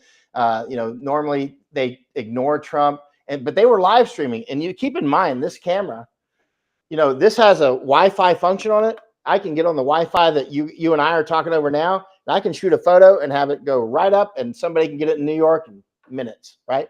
But also Sony has a new device that goes right back, and they can get all those photos very, very quickly, right? It's a more high bandwidth than just the internet, right? So I mean, they were live streaming from CNN and the others. Why were they doing that? Because they never really do that with Trump's stuff. That was a stage. That was a clear stage, right? I mean, when I say stage, I mean in the sense of Hollywood. That was clearly a stage, and that was clearly staged. A photo like that and a video like that, videos like that, would have been very useful in information war. Information war is something I've studied in detail. The highest form of warfare is not kinetic. It's not rifles and whatnot. It's information war. I've written 3 books on information war, specifically on Chinese information war. Unfortunately, they're only in Japanese. They're not in English, because I've been working to wake up Japan for many years. I'm in Japan. Japan is a vital ally of the United States. I'm in Okinawa. This is one of the most vital terrains of Japan and of the Pacific. Right where I'm sitting right now is one of the most important places in the Pacific, right? And it's not a coincidence that I'm here fasting and studying, right? And so the bottom line is information war is the highest form of warfare. Again, I've written 3 books on it. But again, they're only in Japanese as well. But I study this. When I was just up in Yellowknife, and when I was just up in Vancouver and Toronto, I was just going to museums and looking at, you know, I'm picking up information war trails, right? I go to libraries, I go to archaeological digs, I go to statues, I'm watching, and I can talk about information war. I could literally talk at the rate we're talking now for 10 days straight about things that I see in all these dozens of countries that I go to. I was recently in Guatemala with Masako Ganaha doing the same thing, in Honduras and El Salvador, and not El Salvador too, and Belize and Panama. We go to museum after museum after museum. We go out with indigenous people. We talk with them. We pick up information war trails, and we study this in detail. That would have been a normal thing to do. This is not abnormal at all. In fact, it's a day at the office. Before we go further, by the way, I'm reluctant every now and again to shout out the people who help, make things happen, because I don't know if they actually want their names put on blast. So I won't disclose private names. But it was of the member of our community, Big Daddy Cole in Locals, who put us in touch, or at least I DM'd you on Twitter, but then I was Thank you for putting us in touch, sir. Do you know who? Do you know him, or is it another? I don't know him other than the messages and that sort of thing. Okay, well, it's cool. No, Big Daddy Cole was the member. I have coffee and water, by the way. Dude, I don't know. You fast. I'm already getting hungry. Although I went for a jog and a bike ride today, and I had what I was drinking before was yerba mate, and it's one I got on the way back from Wisconsin. I didn't like it, so I didn't want to show the can because I'm not a fan of whatever that yerba mate was, but I don't like wasting things, so I drank it anyway. So okay, the photography side set aside, people can deduce whatever whatever deeper plots they want from the image. I go back to that Apple picture, but more broadly speaking, Michael, I think I know where you're going to be inclined to think on this one. You've been to combat, you've seen hell on earth, you know what goes into securing important assets. I mean, what insights could you provide to the world as to what you witnessed occurred on Saturday and in the ensuing assumption of responsibility for what went down? Like, what are your obvious observations? Clearly it was a stage, and it was staged. I mean, that's obvious. That's like a done deal. The 1/8,000th of a second, that might have been just the natural setting for that light conditions, and the 1.6 f-stop and the 24. So that may not have been. Well, but oddly enough, we could compare whether was Doug Mills at other rallies. Is that a Doug Mills setting that he's always used before under similar circumstances? I presume he was the guy that did the Bush photo. You know that. I think you already know that. On after 9/11, he's the one that took that famous photo of George Bush when they're whispering in his ear. Of course I know that. Let me just go to the internet and double check. No, I did not know that, actually. I knew that he's been doing, presidential photography. But like the internet could go back and see, all right, if that's the explanation, we can go back to presumably find the settings on prior images under similar circumstances. I won't go down that rabbit hole in terms of whether or not he was tipped off that would happen or something would happen. I think they always expect something to happen at a rally, whether or not it's just like violence, someone attempting it because there had been a prior attempt of a guy rushing the stage. But that setup, like it was supposed to be as public, more graphic, in higher definition than JFK in the Saputo film. I mean, where do you even start when you look at this as someone with your experience and say their explanation as to the negligence doesn't even make sense? When I was in Iraq and Afghanistan, one of the number one targets is journalists, period. That's why it's so dangerous. When I was in Thailand in that fighting, how many got killed? 4 or 5 journalists. People could look it up. I was in both of the coups in 2010 and 2014. And I mean in them, right? I mean, like in the middle of the action. There was like 2,000 casualties in one and about, I think, 1,200 or 1,400 in the other. There was a lot of firefights and grenades and stuff. So, I mean, what I'm getting to is a lot of journalists obviously got targeted. Like one Japanese journalist got popped in the head, dead. And others, quite a lot were injured or wounded. And sometimes it was obvious they were being targeted, because but journalists, for instance, in Iraq and Afghanistan, if you show up to a video camera when we're in a firefight, you will get shot. If you can be in civilian clothes without any rifle or anything, you're going to get shot, right? Because you are going to be seen as an enemy filmographer, right? Mm-hmm. Likewise, the enemy does the same. That's why I always thought I'm the 2 number priority targets. And when we're out, when I was on so many missions with U.S. and British and others, is me with these giant cameras, which they can clearly see, and the commander. It's going to be me and the commander. If they can get me or the commander, they're gonna shoot us, right? And oh man, hello, I love dogs. Yeah, this is my my turd dog. He's been he has to get that mic out of my face.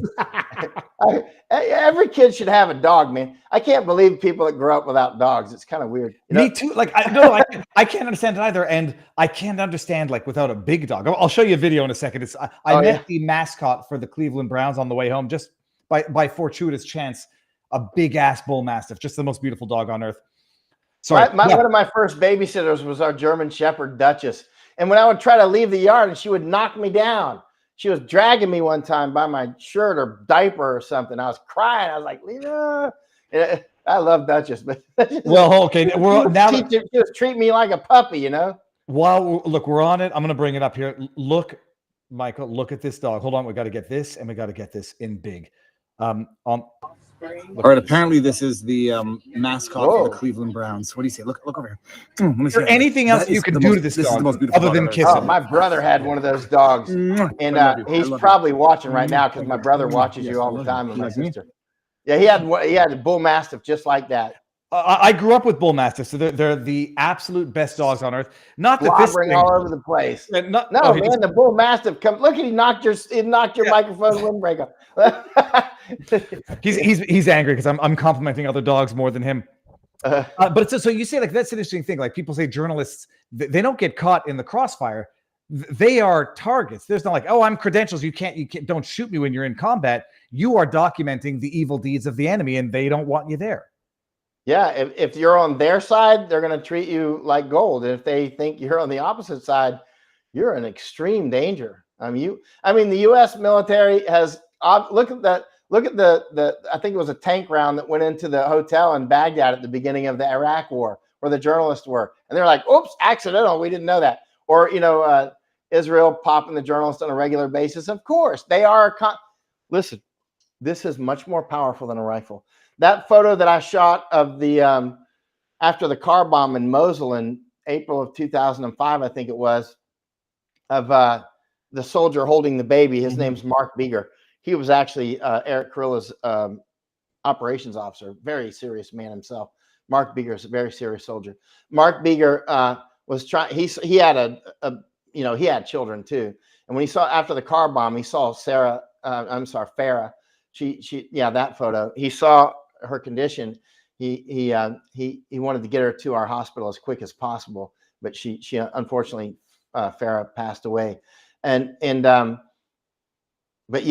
so when I took that photo with the 50 millimeter lens, actually, it went viral in Iraq, and it made a lot. Intelligence people are telling me this. When that went viral in Iraq, the hotlines, because they had hotlines set up, went wild with actionable intelligence. Our guys started cleaning up Al Qaeda. That little photo probably saved a lot of Mark Beeger's action. American soldiers and British, they love children. You see it everywhere I go. They just like children. And when Mark saw her hurt, he should have been paying attention to the things around us, but he's trying to rescue Farah. And you can see him. He was very upset because he has children, and that photo went viral. And intel guys were like, "We're just cleaning up Al Qaeda thanks to that photo," because they took that photo, the army or the military did, and distributed it widely across Iraq. And so that's where, again, that's information war. That's not why I took the photo. I took the photo because I was taking photos of everything, and then Mark, I was like, "Oh man, look." Anyway, Farah passed. We went back to that area of Mosul a couple days later, and we're talking with her family. And then another firefight broke out, and another guy got shot, and it just continued like that forever until I left after 5 months with them. On the same subject of a photo being more powerful than the gun, I forget. I'm trying to refresh my memory on the backstory behind this photograph, where I remember that guy getting shot apparently was a Viet Cong. Yeah. If my memory is correct, that guy's a general that does the shooting. I think he ended up in the United States actually, and as a restaurant owner or something. And I think, and a bunch of people had just been horrifically murdered, from what I understand. This may have been down in Saigon, I think, and they caught that guy, and he executed him on the street, which technically and openly that would be a huge war crime, actually. But you know, that's the way it went. I remember there's a story behind the photographer. I'll try to find out. There was there was a tragic element where, like, they said that photo effectively killed 2 people, and I have to remember what it was before I make a mistake. A lot of pretty much all the combat photographers and whatnot that I know of have ended up being alcoholics or druggies. I don't know any except for me that aren't. They end up being very. They don't have to go that way. I think that's part of, by the way, another part of information war is like a lot of our veterans who end up being alcoholics and drug addicts. Not all of them. A lot of them come back and they're like leading companies now, and like, or they're the fire chief, or they're teaching. You know, they're coaches at minor league baseball. They're like really good people, upstanding citizens. Most of them are like that, actually, upstanding citizens. But I think what you see is with the information war is like, okay, you're supposed to become this big war veteran and then become an alcoholic. You know, it's like a progression that's taught to you in the movies, right? And I'm like, don't even think about doing that. You're a loser. You know what I mean? And just and call it out like that. But a lot of the photographers, they end up being serious. Not just photographers, but the guys that do a lot of combat, they end up. Well, I think that's programmed into them to do that, you know? Well, I can't imagine living with that type of trauma, but actually, no, Wikipedia is not the best source, people, but I remember this story. So Adams, the photographer, would later lament of the impact of the photo.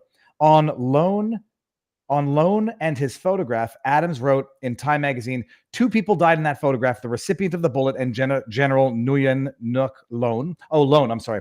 The general killed the Viet Cong. I killed the general with my camera. Still, photographs are the most powerful weapons in the world. People believe them, but photographs do lie, even without manipulation. They are only half-truths. What the photograph didn't say was, quote, what would you do if you were the general at the time and place on that day, and you caught the so-called bad guy after he blew away 1, 2, 3 American people? The picture really messed up his life. He never blamed me. He told me if I hadn't taken the picture, someone else would have. But I felt bad for him and his family a long time. I sent flowers and heard that he had died and wrote, I'm sorry, these are the tears. So can I say something about that? That's funny that photographer said that. And that the still photo is the most powerful weapon in war. I believe that too. And I wrote about that in 2005 or 6, because I started to realize still photos are far more powerful than anything else. They're more powerful than video. They're more powerful than audio. They're more powerful than written words. And there's reasons for that. And it's funny that he said that, because he's only the second person, or he said it before me, because he was, but I also re-recognized that pattern, that this still camera, right moment, you know, F8 and be there, as one famous photographer, I'm sorry, I've forgotten his name, used to say. F8, in other words, put it on F8 and be on location. You know, people kept asking him, how do you get all these great photos? And he's like, it's simple, F8 and be there, right? And being there, but and keeping your finger on the button, as Doug was doing. Doug Mills, I don't know Doug Mills, but I mean, 30 frames per second, that's completely understandable. He was chewing up the memory on that. I mean, he should have been. I mean, that's just wise. I was just curious about the 1/8,000th of a second and being on location, and that's kind of weird, but it could all be explainable. And but when it comes to the still photo, I'm telling you, it's far more powerful than anything, and there's reasons for it. Hey, where did he go? Did his computer go dead? Hold on, he's going to come back in a second. That's not me, people. I think Michael might have unplugged or overheated something. I'll bring him back up in a second. But there, some of the pictures that I still have up on Flickr. My goodness, who remembers Flickr? Well, here's a good one. This was the birth of our first child. This is a photograph that I snapped with my camera. It was not a camera. This was the Nikon D300, if I'm not mistaken. But there's one in here that I actually wanted to show more. This was called Love at First Sight, I think I called this. Let's just bring this back here. Okay, I don't remember who that kid is. Here's another breastfeeding one. That's my wife with our first baby. That's me. And this was when I discovered merging 2 photographs together. That was when I was living in my parents' basement as a lawyer, people. Just so everybody knows that. This is one of the ones. You see, I wasn't on a fast enough shutter speed with a low enough ISO. Let me just make sure I'll text Michael and make sure that nothing worse has happened. Did your battery die? Question mark, smiley face. Yeah, I still got my pictures up on the interwebs. Flickr. What's going to happen if I go this? Yes, this is art, people. Viva Frei art. Before Viva Frei was Viva Frei. And then we got that. Hold on one second. Let me just mute this and see what the what Michael is saying.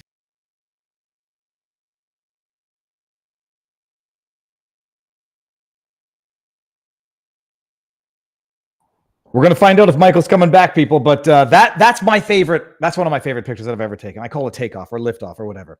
While Michael's out, let me just take this back out and see what the news is going to be. See some of the chat here. Viva, please ask Michael, was he at Abu Ghraib with the British SBS during the shootouts? I'll ask him that when he comes back. Let me screen grab that. And then we got All Good Guy says, Viva, funny that I live in Thailand and was in Helmand province. Ask him if he's ever been to FOB Pain. I will. I was plugged in, but turns out the Messiah. Are you able to come back on? Question mark. Looks like battery might have gotten dead.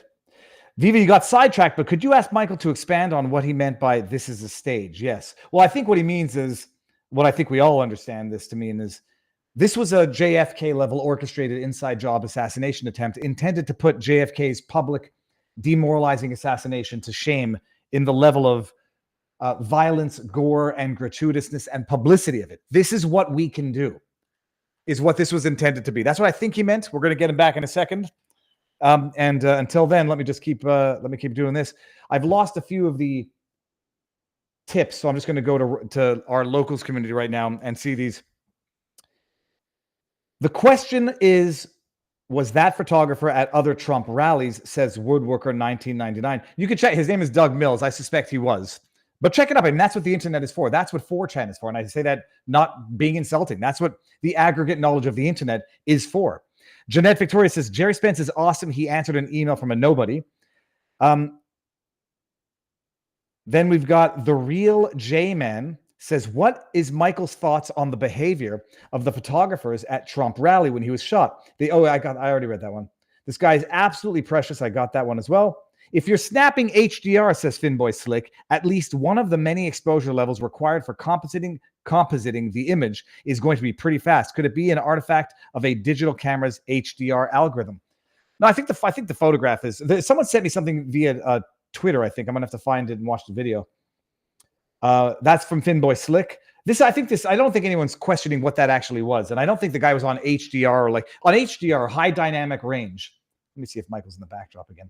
On HDR high dynamic range, you take 5 photos.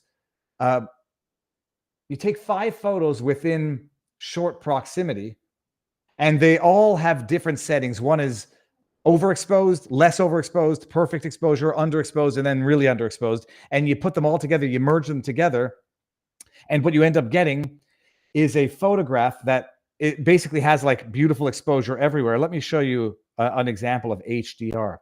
Yeah, this is also one of my favorite pictures of all time that I've ever taken. Sorry, one of my favorite pictures that I've ever taken. This is of St. Joseph's Oratory in Montreal. So this was on a tripod, HDR, 5 separate pictures. Was it? Or was it, damn it, this might not be the best one because I'm not sure that was HDR. I remember when I went to Scotland, I was heavy into the HDR. This is HDR. And you merge them all together, and what you get is it almost looks like a painting, beautiful, everything's exposed properly. So super under, exposed properly, over, and super overexposed. And then you merge them together. This guy was just, with the cameras today, you imagine you get 30 frames per second? Film is 32 frames per second. This picture behind me is HDR as well. So look inside the backdrop. He's trying to get back on. I don't see him. I'll bring you back in when I see you. Let me maximize. There. Oh, no, that's not him. Hold on. Let me maximize this. Bring him in when I see you. Okay, bam. When we see him, we'll bring him back in here. Okay, so That's answering that question about the HDR. Now, let me go back to vivabarneslaw.locals.com. So glad you got Michael on. That's from Ali Michael. Then we got Rat PSO says Dr. Martinson makes a compelling analysis of the audio recordings. The questions of 3 or 4 guns being fired may require additional expertise, as the quality of cell phone recordings versus the TV recording is variable, and analog sounds going through a digital vocoder, whatever that means, could be responsible for such tiny aberrations of 0.2 seconds in his review of the data. Martinson put out a good video yesterday. I mean, I watched it, and again, what's clear in my view, there's the echo, there's the distance, and he's measuring the distance based on the hypersonic, supersonic or hypersonic, I forget which one, and then the actual bullet. One thing is clear: for the first 3 or 4 shots, they sound one way, and then the next rapid 5 or 6 shots sound totally different. The only question then becomes, are there 2 shooters on the stage with the final shot of the sniper taking out the would-be assassin, or were the rapid pop, pop, pop, pop, pop, 5 shots on the sniper but missed, and then the one sniper took it out? So again, a lot of answers, a lot of questions to be answered, and a lot of details, because they'll have the forensics as to how many bullets on the scene. I mean, they have to get all of them. How many bullets on the corpse? They have to get all of them.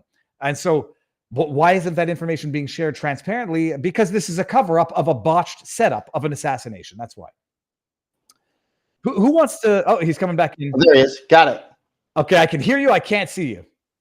Okay, we had a slight malfunction. Don't worry about it. Well, you know, while you do that, I'm gonna bring something up. This is if anybody wanted to. I got to get the right thing. This will just be mild entertainment until you get back up here. But I won't say that I called this, but Barnes has been certainly suggesting this, that Hillary Clinton, according to Alex Jones, is rumored to be replacing Biden on the ticket. I haven't watched the video entirely. Yeah, no, dude, this is like welcome to hell. I just said in this version of the simulation. Did Barnes predict that? Because if he predicted it, it's probably going to come true. Well, no, he said the only person who could replace Biden would be Hillary, because everyone else is hated. But let's Saturday night, and we saw the Hill, all the news reporting Hillary set to replace Joe Biden. I called Roger Stone. I called other sources. They said, yeah, that's the word. They're really going to try to replace Joe Biden in Chicago with Hillary Clinton, with all of her criminal activity, all of her background, all of this. So they are literally involved in a Democrat civil war, a power struggle over what puppet gets control. Biden had a closed election. He had a closed primary. That was all rigged. He stole the election 4 years ago, tried to take Trump off the ballot, and now Hillary is swooping in to be the nominee above Big Mike, Gavin Newsom, Governor Whitmer, Big Mike, Kamala Harris, Michelle. all of them. This is huge. It's all over the news. They're actually going to try to do this. This is how arrogant and crazy they are. So Hillary Clinton thinks, with the deep state behind her, that she's going to be there because they want her. She wants World War III with Russia. She said that. And Trump says he'll end the war. He talked to Zelensky today. Oh, my goodness. Stop World War III. We got to get President Trump elected. But that warmongering, evil monster Hillary thinks that she is about to swoop in and last minute be the nominee, and then they try to steal the election. It's not going to work. They already tried to kill Trump. We're in epic times. Pray for Trump. Pray for America. Pray for the world. And I think Hillary's going to fail again. She was going to be the Madam President. Newsweek printed up all the magazines. She was the president. It's all a lie. Hillary Clinton, you'll never be president. Just like the neocons and the Bushes and all of them, you're done. Your time is over. America's coming together. God bless everybody. I'll be covering this all live at Real Alex Jones on X. Please follow me at Real Alex Jones on X. But pray for America. Pray for peace, because this is dangerous. I cannot believe it. I had bought Hillary Clinton at 4 cents on Predicted, and then sold it because I'm obsessive compulsive. Just do things for the sake of doing things. Holy cabri. Would that be funny in this version of the simulation? It's Hillary versus Trump 2.0. Okay. Newt Gingrich called me up before that first election, and he called me up and he's like, I was in my office in Thailand in Chiang Mai, and I was like, how'd you get my number? And but anyway, pleasure to talk with you, sir. And why are you calling me? See, he was trying to rustle up support for President or Trump at the time. He wasn't president yet. And in the election, I was like, I don't trust Trump. Can't you get somebody else? But I'm never going to vote for anything named Clinton forever at this point. I wouldn't buy a vacuum with that name, right? It's like, and sorry for all the good Clintons out there, but you know where I'm going to. But I'm sure that 99% are great, but there's 1% that, if you say something bad, you're gonna get bulleted. And so but I was like, anyway, well, I hope you'll find somebody better than Trump, but I'm never voting for Clinton. And so that goes. So the first election, I actually checked beside Trump because there is no way I'm voting for a Clinton. They're a known bad. For me, he was a suspected bad, but they were a known bad. And that's how my mind was working. It still does. Let me read these real quick because they're going to disappear afterwards. Guns and Cafe says, hi, Viva. Please have Michael explain to the viewers the link between the Darien Gap and Port Rotterdam. We might have to do a part 2 because I don't think we're going to have time to do that today. I thought, yeah, because that would be that's an entire episode, and that's a separate subject, and I don't want people getting angry talking about that. But we might have to do. Michael, you'll come back. No, I know it's and I know the answer, and it's people don't appreciate it. Shinobi Kenobi says, you expect us to believe Trump staged this and sacrificed people's lives for this photo op? He's not talking to me. There are nutcases out there who think that this is a stage by Trump, not a setup by the Democrat deep state machine. Ceasefire on calling them nutcases, because I will not discount anything until there either is no evidence that supports it or not sufficient evidence, or it's been disproven. And so we know Trump is into wrestling. I'm not going to discount it. My first instinct when I saw him do the fist pump is, who's zooming who? Aretha Franklin song, who's zooming who? But so I do not know it, but I know. And let's see if it withstands scrutiny, because I instantly started asking who's got video of his ear, and that's why I started asking everybody to upload all the videos you've got, anything you've got, even if you took the video 2, 3, 4 miles away. Upload it to Brighteon.com, because they are collecting a lot of it. Brighteon.com, Mike Adams, Health Ranger, upload it there, and also upload it on X, upload it on multiple platforms, and tell everybody what you're opening up so that we can get our hive mind on it and we can let it percolate together. Because often when I send videos to people, they see stuff that I didn't see, right? And so even though I shot it and I looked at it 10 times or whatever, especially women spot stuff. You always need a woman on. They're unbelievable, man. And so if you have like 10 men in the room, you got a bunch of special forces guys and one woman, and she'll be like, well, didn't you guys see this? And we're like, nope. Now that you say it like that, and my initial response was, that's a very never Trumper thing to say, but then I have to check my own bias and say, all right, if I'm a nutbag, if I'm a nutcase, loony lefty who says there's no way my side would ever do this, so I'm going to find a creative way to blame it on them. Okay, fine. A setup. He's such an evil man. He doesn't care that an innocent man got killed and 2 others got shot. He sets it up. He was never in danger. He uses a blood pack. We haven't seen the injury of his ear yet, and he comes out the triumphant, hero in all of this. There was definitely rifle fire. I think that's a done deal. I mean, there was clearly rifle fire, and clearly somebody died and other injuries, and clearly more than one rifle, right? Mm-hmm. Unknown how many rifles. There was the sniper, of course. There was that first rifle. Then there was appears to be at least 3 rifles, maybe 4 if you include the sniper. I don't know. Let's let the acoustic. That's another reason everybody needs to upload and I mentioned this before, upload all the videos and stills that you've got. And if you know exactly where you were at, leave the location data on, but go on Google Earth, find exactly where you were at and pin that there, because you may have acoustic signatures. If you were, 100 yards from the stage in the right direction, we may go, hey, that's interesting. Well, okay, look, I'm going to say this, and call me biased. It's untenable to suggest it was staged by Trump, because unless you're saying there was actually no bullet, that whole thing was staged. He was acting. My goodness, he went from being the biggest idiot on earth to being an Oscar award-winning actor. And in YouTube, who is it that said this here? Razvan Mihanu. Brandon Herrera just posted on YouTube the analysis of the shot testing the assassination attempt of Donald Trump. It shows that the people saying it was staged are imbecilic, but we have to understand what they mean by staged. So this was bringing it back to another question. A local. He's saying that the people that say it was staged were imbecilic. I Well, would but say he's not been around very much. Well, no, but even I think even if he's 80 years old, he hasn't been around very much. If he thinks no, but that. hold on. But now, what is it? Because I think we're using the word staged, and people are understanding it to mean Trump staged it versus it was a staged assassination attempt. I think we're using the same word differently.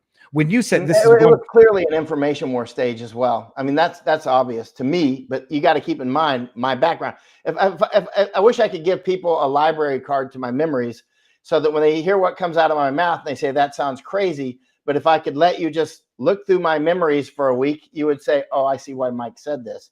Because he saw it here and here and here and here, right? And that's the way that they do actually operate. So I mean, it's not for those like Alex Jones wouldn't say that's crazy. He might say that's wrong, but he certainly wouldn't say that's crazy. Yeah, though I can appreciate There's that difference between wrong and crazy. So a lot of people use the word crazy as that's wrong, right? I mean, it's not wrong and crazy are two different things. Like the 1/8,000th of a second. It could be wrong that he was there and had that setting to catch, the watermelon going, right? That could be wrong, but it's not crazy to question it. You need to question it. You're a lawyer. You have to question it. See if it withstands that pressure of questioning, cross-examination. And if it does, then it makes that piece of evidence even stronger, because then you start to go, okay, that is a data point we can rely on. We've really hit it hard and it withstood all of our challenges, right? And we need to do that. Throw acid on it. See what's left. Well, no, and it's fair enough. But also I do think like wrong and crazy. Some people use the word crazy as in what are you thinking and not. It's the difference between being wrong and being a liar. So you can float an idea and it can be wrong without you being malicious or disingenuous and having floated it. All right, I can see how someone can think that. What would I think if it were Hillary Clinton and she comes up with her fist pump? I'd say, like, first of all, that reaction is totally not what I would expect. But I could see how I would. Let me tell you what my reaction would have been. I would have been, check those rooftops. I would have been taking control of the Secret Service. I'd have been like, you bunch of clowns. Hey, I'm in charge now. I'm the president. Oh, wait. They'd say, no, you're not. You're no. I'd be like, yeah, okay, well, pretend I'm president. Come with me. I would have been counterattacking. I mean, I'm only half joking. No, I know. I get it. And I do appreciate it. Gag says, for Michael Yon, by the way, but your last name, where's it from? Actually, it may be from France. But there's a Yon village there. But actually, my mother's side some of my grandparents were shipwrecked on Bermuda in 1609 on the way to Jamestown. We know that because they're in a book.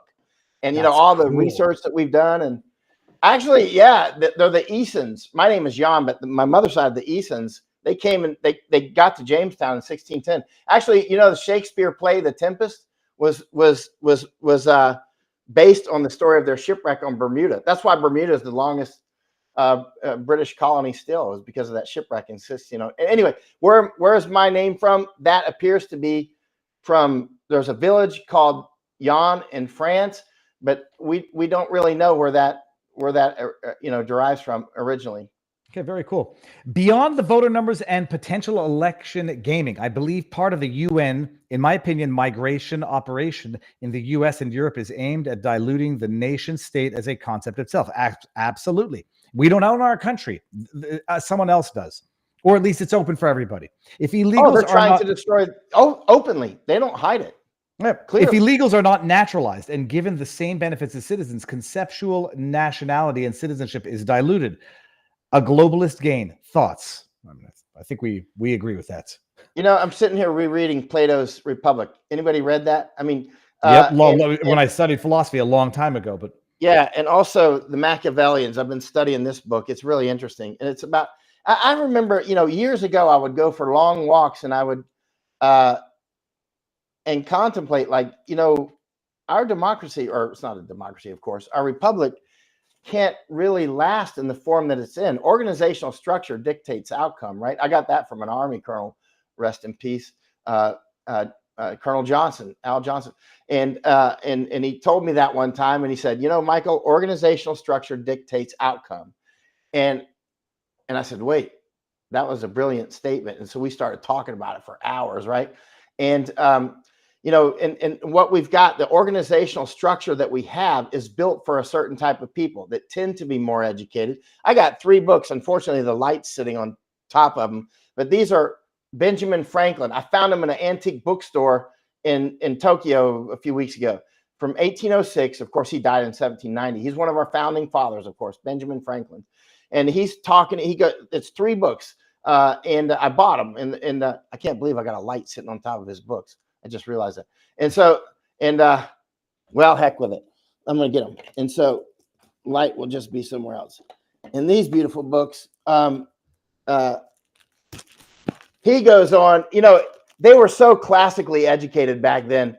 He talks about, the various things about our formation of the government and it's just beautiful writing and fold out maps and fold out diagrams and the magic square and the magic circle and all that.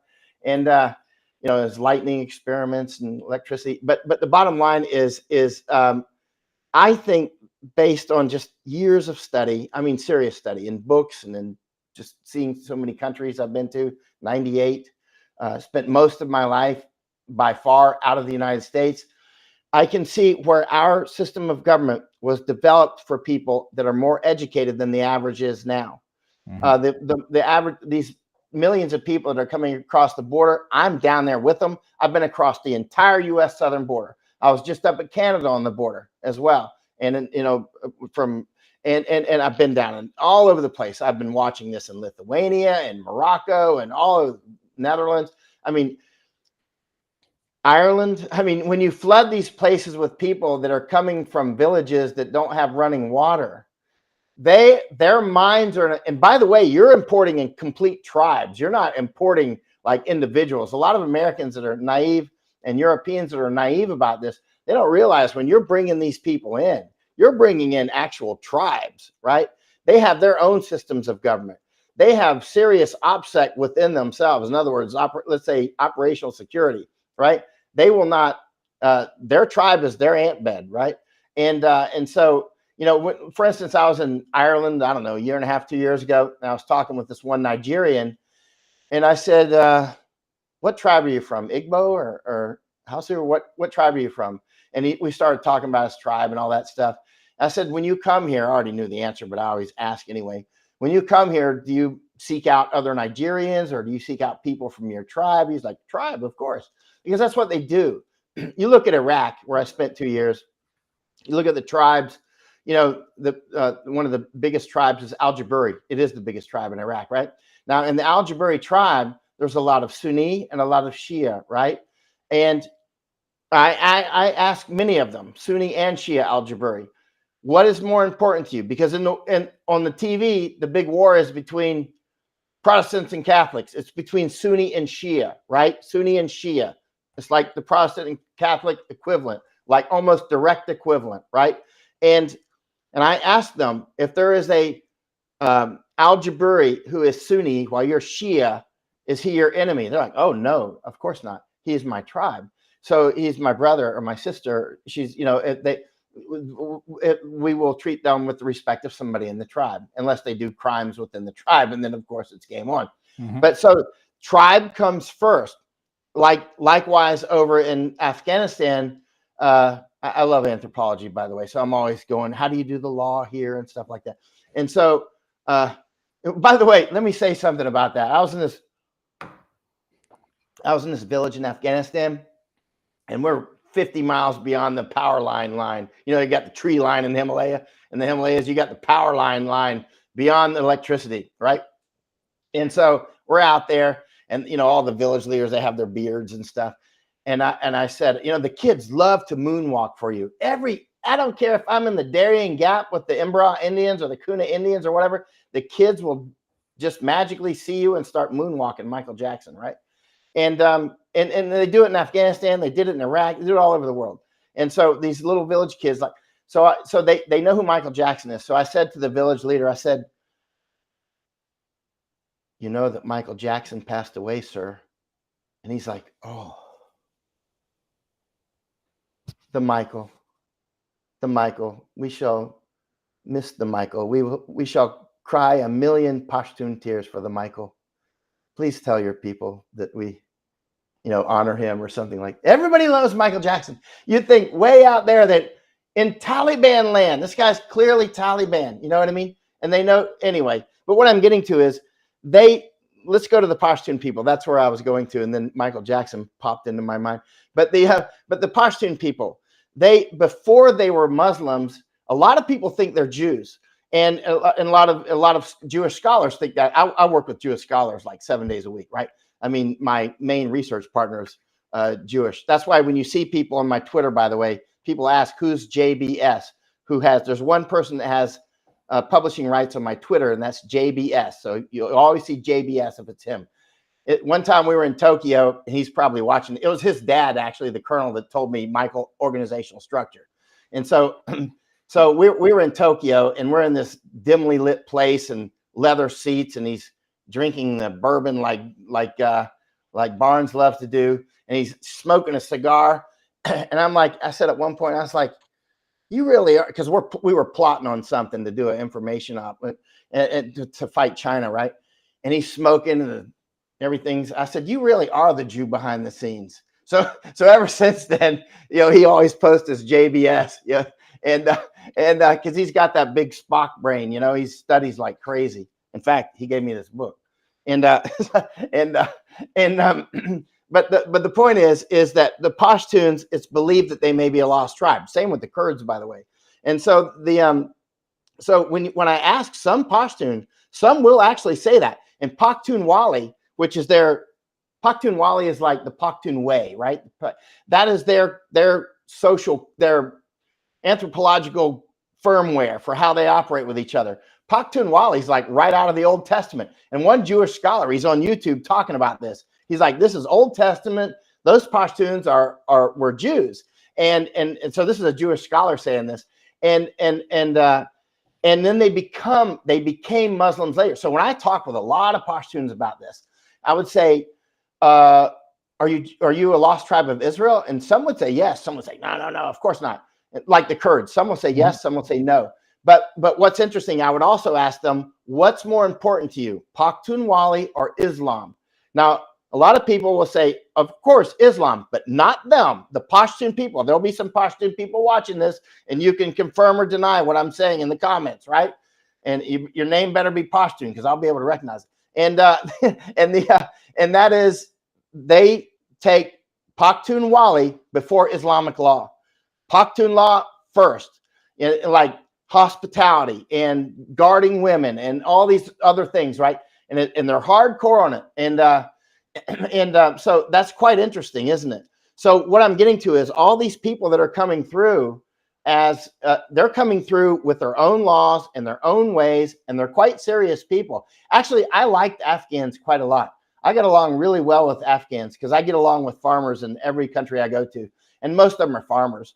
So at one point, I'm out there with these literally Taliban, and I'm like, why are we even fighting these guys? I like them, I mean, we just, they're who they are. I mean, they're basically brown rednecks, you know what I mean? And I mean, they're just who they are. Just leave them alone, right? And we're not going to come here and, are we going to accept if somebody rushes in here to change us? That's what's happening now. Let me go back to religion again real quick. With a lot of this invasion that's going on, a lot of people look at the religions to try to understand a foreign culture. That's the wrong direction. A Catholic from Mexico is not the same as I spent a lot of time in Mexico. They're not the same as the Catholics from Poland or the Catholics in Italy or the Catholics in Germany or the Catholics here in Japan, right? The Catholics here in Japan, if you want to understand their behavior patterns, you have to look at the culture. And then the paint job on top of that is the religion, right? And they fuse together, of course, but you have to, everybody kept saying you have to study Islam if you're going to understand them. I'm like, no. Yeah, I live with these people. You have to study their culture. Like when I lived in Poland, you think I'm studying Catholicism? No, I have to study Polish people and their history. I know you love history. I saw one of your programs like 2 or 3 years ago, and you're by this river, and you're saying as you got older, you really enjoy history. I mean, yeah, that was actually that look was at that me, man. We're in the same boat. Well, I don't study history. You have no chance of understanding what's going on. Joe Rogan says it all the time. He who sees the broad, once you see the path broadly, you see it in all things. And that's what history is about. I don't read books though, because they put me to sleep. So I got to listen on audio. And I remember that was at Harper's Ferry, which was You don't have to read. You just have to study history. Well, no, I know, but that's what. Yeah, but those are original antique books. Oh yeah, these are from 1806. He died in 1790, but here I'll show you the title. Man, I found at Commodore Perry's original report to Congress. Commodore Perry is the one that opened up Japan in 1854, and I found it's 4 books. It's unbelievable. I bought them, and I told Mike Flynn and I told these generals and admirals, I'm like, you're not gonna believe what I found in this antique bookstore in Japan, and all of them are like, well, I hope you didn't leave them there. I'm like, are you kidding? They're sitting here under my hand right now. I bought them, of course, and but this one you can see if you can see the splash page, it's 1806. Well, let me take myself out. Is that in focus or? Let me see if I can do this. There we go. Okay, now let's. Is that in focus or? Yep, 1806. That's amazing. I love old books, man. Listen to this. He's talking about smallpox inoculations killing people more than they're worth. He's talking about that in the 1770s. I found this other book from Britain from 1889, right? And this British doctor had gone through like 40 years, I think it was. I read the whole book. So he went through it's from 1889, and he's talking about the smallpox vaccinations and how they're killing and they're not worth it, and it's a big scam. This is 1889. And this is, he wrote about that in the 1770-ish or so, right? Or 60s or 70s. But I found it in this book. These books are unbelievable, man. If you can get these 3 books, you better jump on it. Let me, by the way, I'm going to read this here. The Leaderless Christian Militia thanks you. This is Michael Yon. The LCM thanks you. And I think this is going to be a good summary of what you just said, Michael. I'll see if I can read the whole thing down here. Viva, don't read this unless you want. Of course I'm going to read it, Geg. Just a follow-up. Tribalism, as Jan describes it, is what a process like naturalization aims to ameliorate. We welcome your traditions, we welcome your race, we welcome your faith, but we have a common baseline that keeps this society going. To cut that short, to flood the country with illegals outside the process, is to invite loyalties that fracture the common understanding. A looming global managerial technocracy thrives on disconnectedness of people. 1,000%.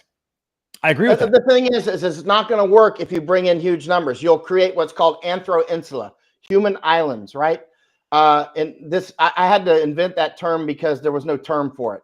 I've talked with so many anthropologists. I'm like, look, I travel around the world and I see these little pockets of people that have their old ways, like say Germans out in the middle of nowhere, or Japanese that are speaking an old dialect somewhere, and or Americans like that have an old.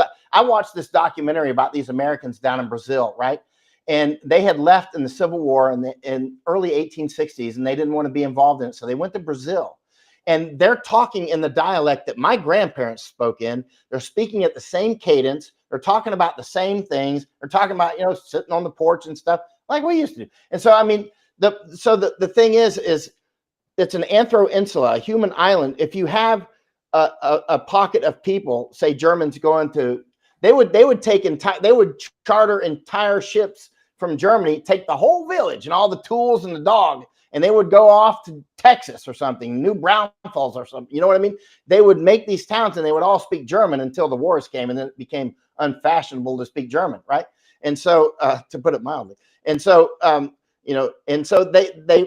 the bottom line is they had their own anthro-insula, like Mennonites. I went down to Belize this year or last year. I went down there with Masako Ganaha and Ann Vandersteel and some others.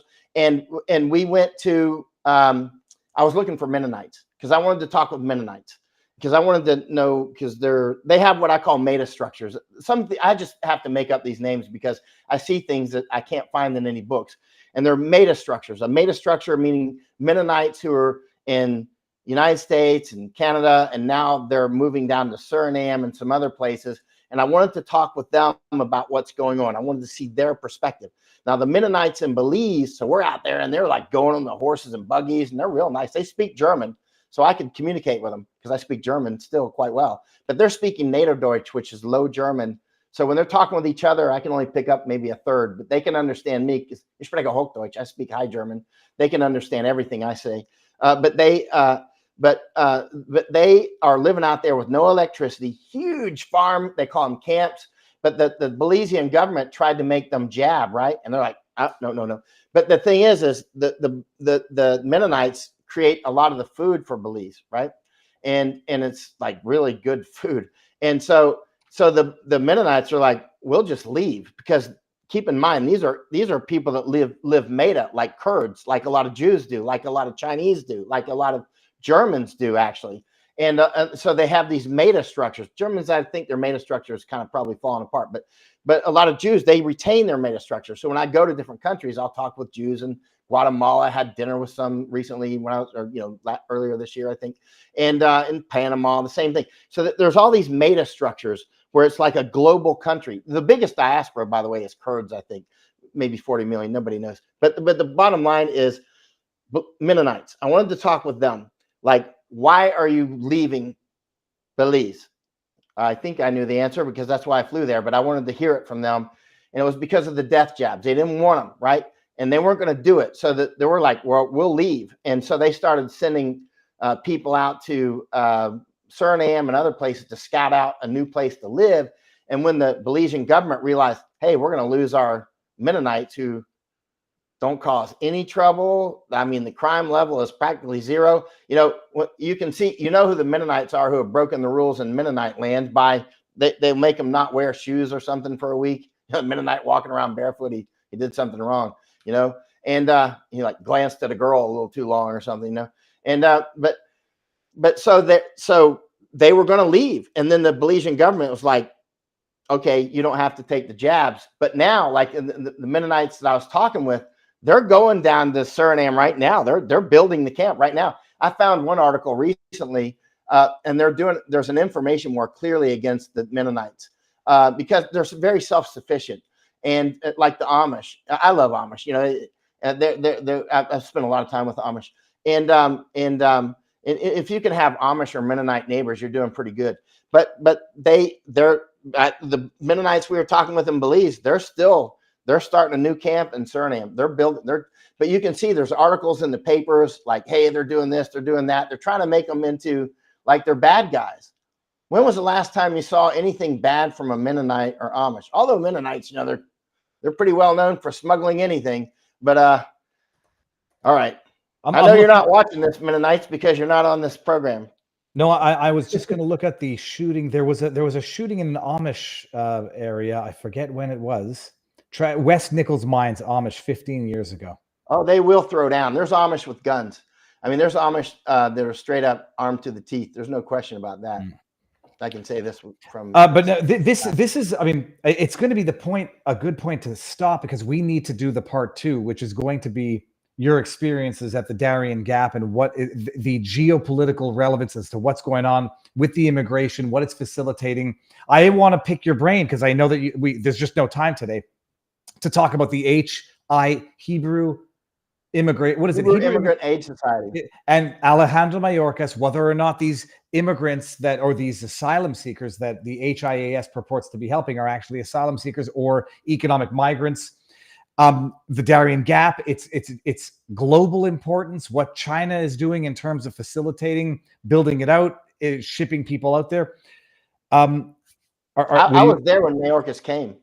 I got tipped off by a congressman he was coming, so I waited for 40. I was like, if he's going to Panama, I bet he'll go to Darien Province, not Darien Gap, but Darien Province, and I bet he'll land right here. So I just waited for 4 days. The next thing you know, 4 Blackhawks land. I'm like, bingo. And I got it all. I got perfect footage, drone footage, the whole works. We are going, and I knew that anecdote because I had watched you on a podcast from 4 months ago. Well, I don't want to push you in terms of your schedule. Can you come back on sooner than later to talk about the Darien Gap? Because I'm just fasting. I'm not meeting anybody here. I'm just like, this is a rare break when all I'm doing is I'm reading Benjamin, man. I'm reading books. Okay, so we're gonna do it. We're gonna do it. We'll do it next week if you're good. At some point in the upcoming week. Let's do it. Okay, amazing. Now what we're gonna do here, I'm gonna end this stream. We're gonna say our proper goodbyes, and Sunday night shows coming up tomorrow, locals. I'm going to do something in locals specifically before then, sometime tomorrow, because I still have the chats and the tips to read from last Sunday. So first of all, where can everybody find you, and where do you want to direct everybody before people go their separate ways for the Saturday night? I'm on Substack, and Michael Yon. Of course, my last name is Yon, Yankee Oscar November, Y-O-N, and I'm on X every single day. So I go on X pretty much every day, unless I'm What's your Substack? I'm going to put it in the description afterwards. My name, Michael Yon. Okay. Yep. I have a website too, michaelyon.com. But mostly I publish on. Actually, what I'm mostly doing is behind the scenes. I'm helping others. The reason you see Darien Gap got blown out in the public was because I brought like 50 or 60 people to the Darien Gap. I took congressmen down. I took Brett Weinstein. I took Chris Martinson. And Vandersteel and Masako Ganaha has been there over a dozen times. I took a lot of people down. And Anthony Rubin, very serious man. Muckraker.com. Ben Berkwam. Oscar Blue is a subject matter. He's become a subject matter expert on Darien Gap. Oscar Blue. He's a very important man to listen to. He's a Mexican journalist, and he is really hardcore on Darien now. I was the first one to take him down there. And it's quite interesting. Amazing. I'm going to give everybody the links to your Twitter and your Substack. Michael, it's amazing. I didn't know it was exact. There's so much more to discuss, which we're going to do. We're going to do it this week. Let me just put the links here so that when I finish this. I was trying to read some comments, but they do go fast. Oh, they go fast, and it's He said his Bible has Palestine in it as well. Oh man, I got this Bible from 18 something. Anyway. And it's got these maps and stuff. It's unbelievable. It's a giant Bible because it's got all these maps and extra things that's not actually Bible, and it's got it's unbelievable, man. I read a little bit. I'm not going to pull it out here today, but it's beautiful. It's got these drawings and stuff, and I only view these things from like a collector perspective, not touching it with your hands, because you're like a coin collection or a money. No, just wash your hands. Don't wear gloves. Wash your hands. Just wash them really good. Let me see, make sure I didn't forget anything that I want to add. Okay, so we got thank you, Michael Yon, and thank you, Viva, for the interview, says Geg. And then Viva, I thought I was done learning. Thank you, Michael Yon. The past is going to be our future with our current division. Well done, brothers. LCM. That's from Sigmam G Tau. And the other one's from Geg. And I think I've gotten everything. Michael, stay here and we'll talk for a couple minutes. Everyone out there, Sunday night, tomorrow night, 6 o'clock. I'll put out a short video and I'll have a locals thing. So we're going to end it. Michael, thank you very much. Sir. Part 2 coming up next week. Bada bing, bada boom. Enjoy the weekend, everybody. Peace.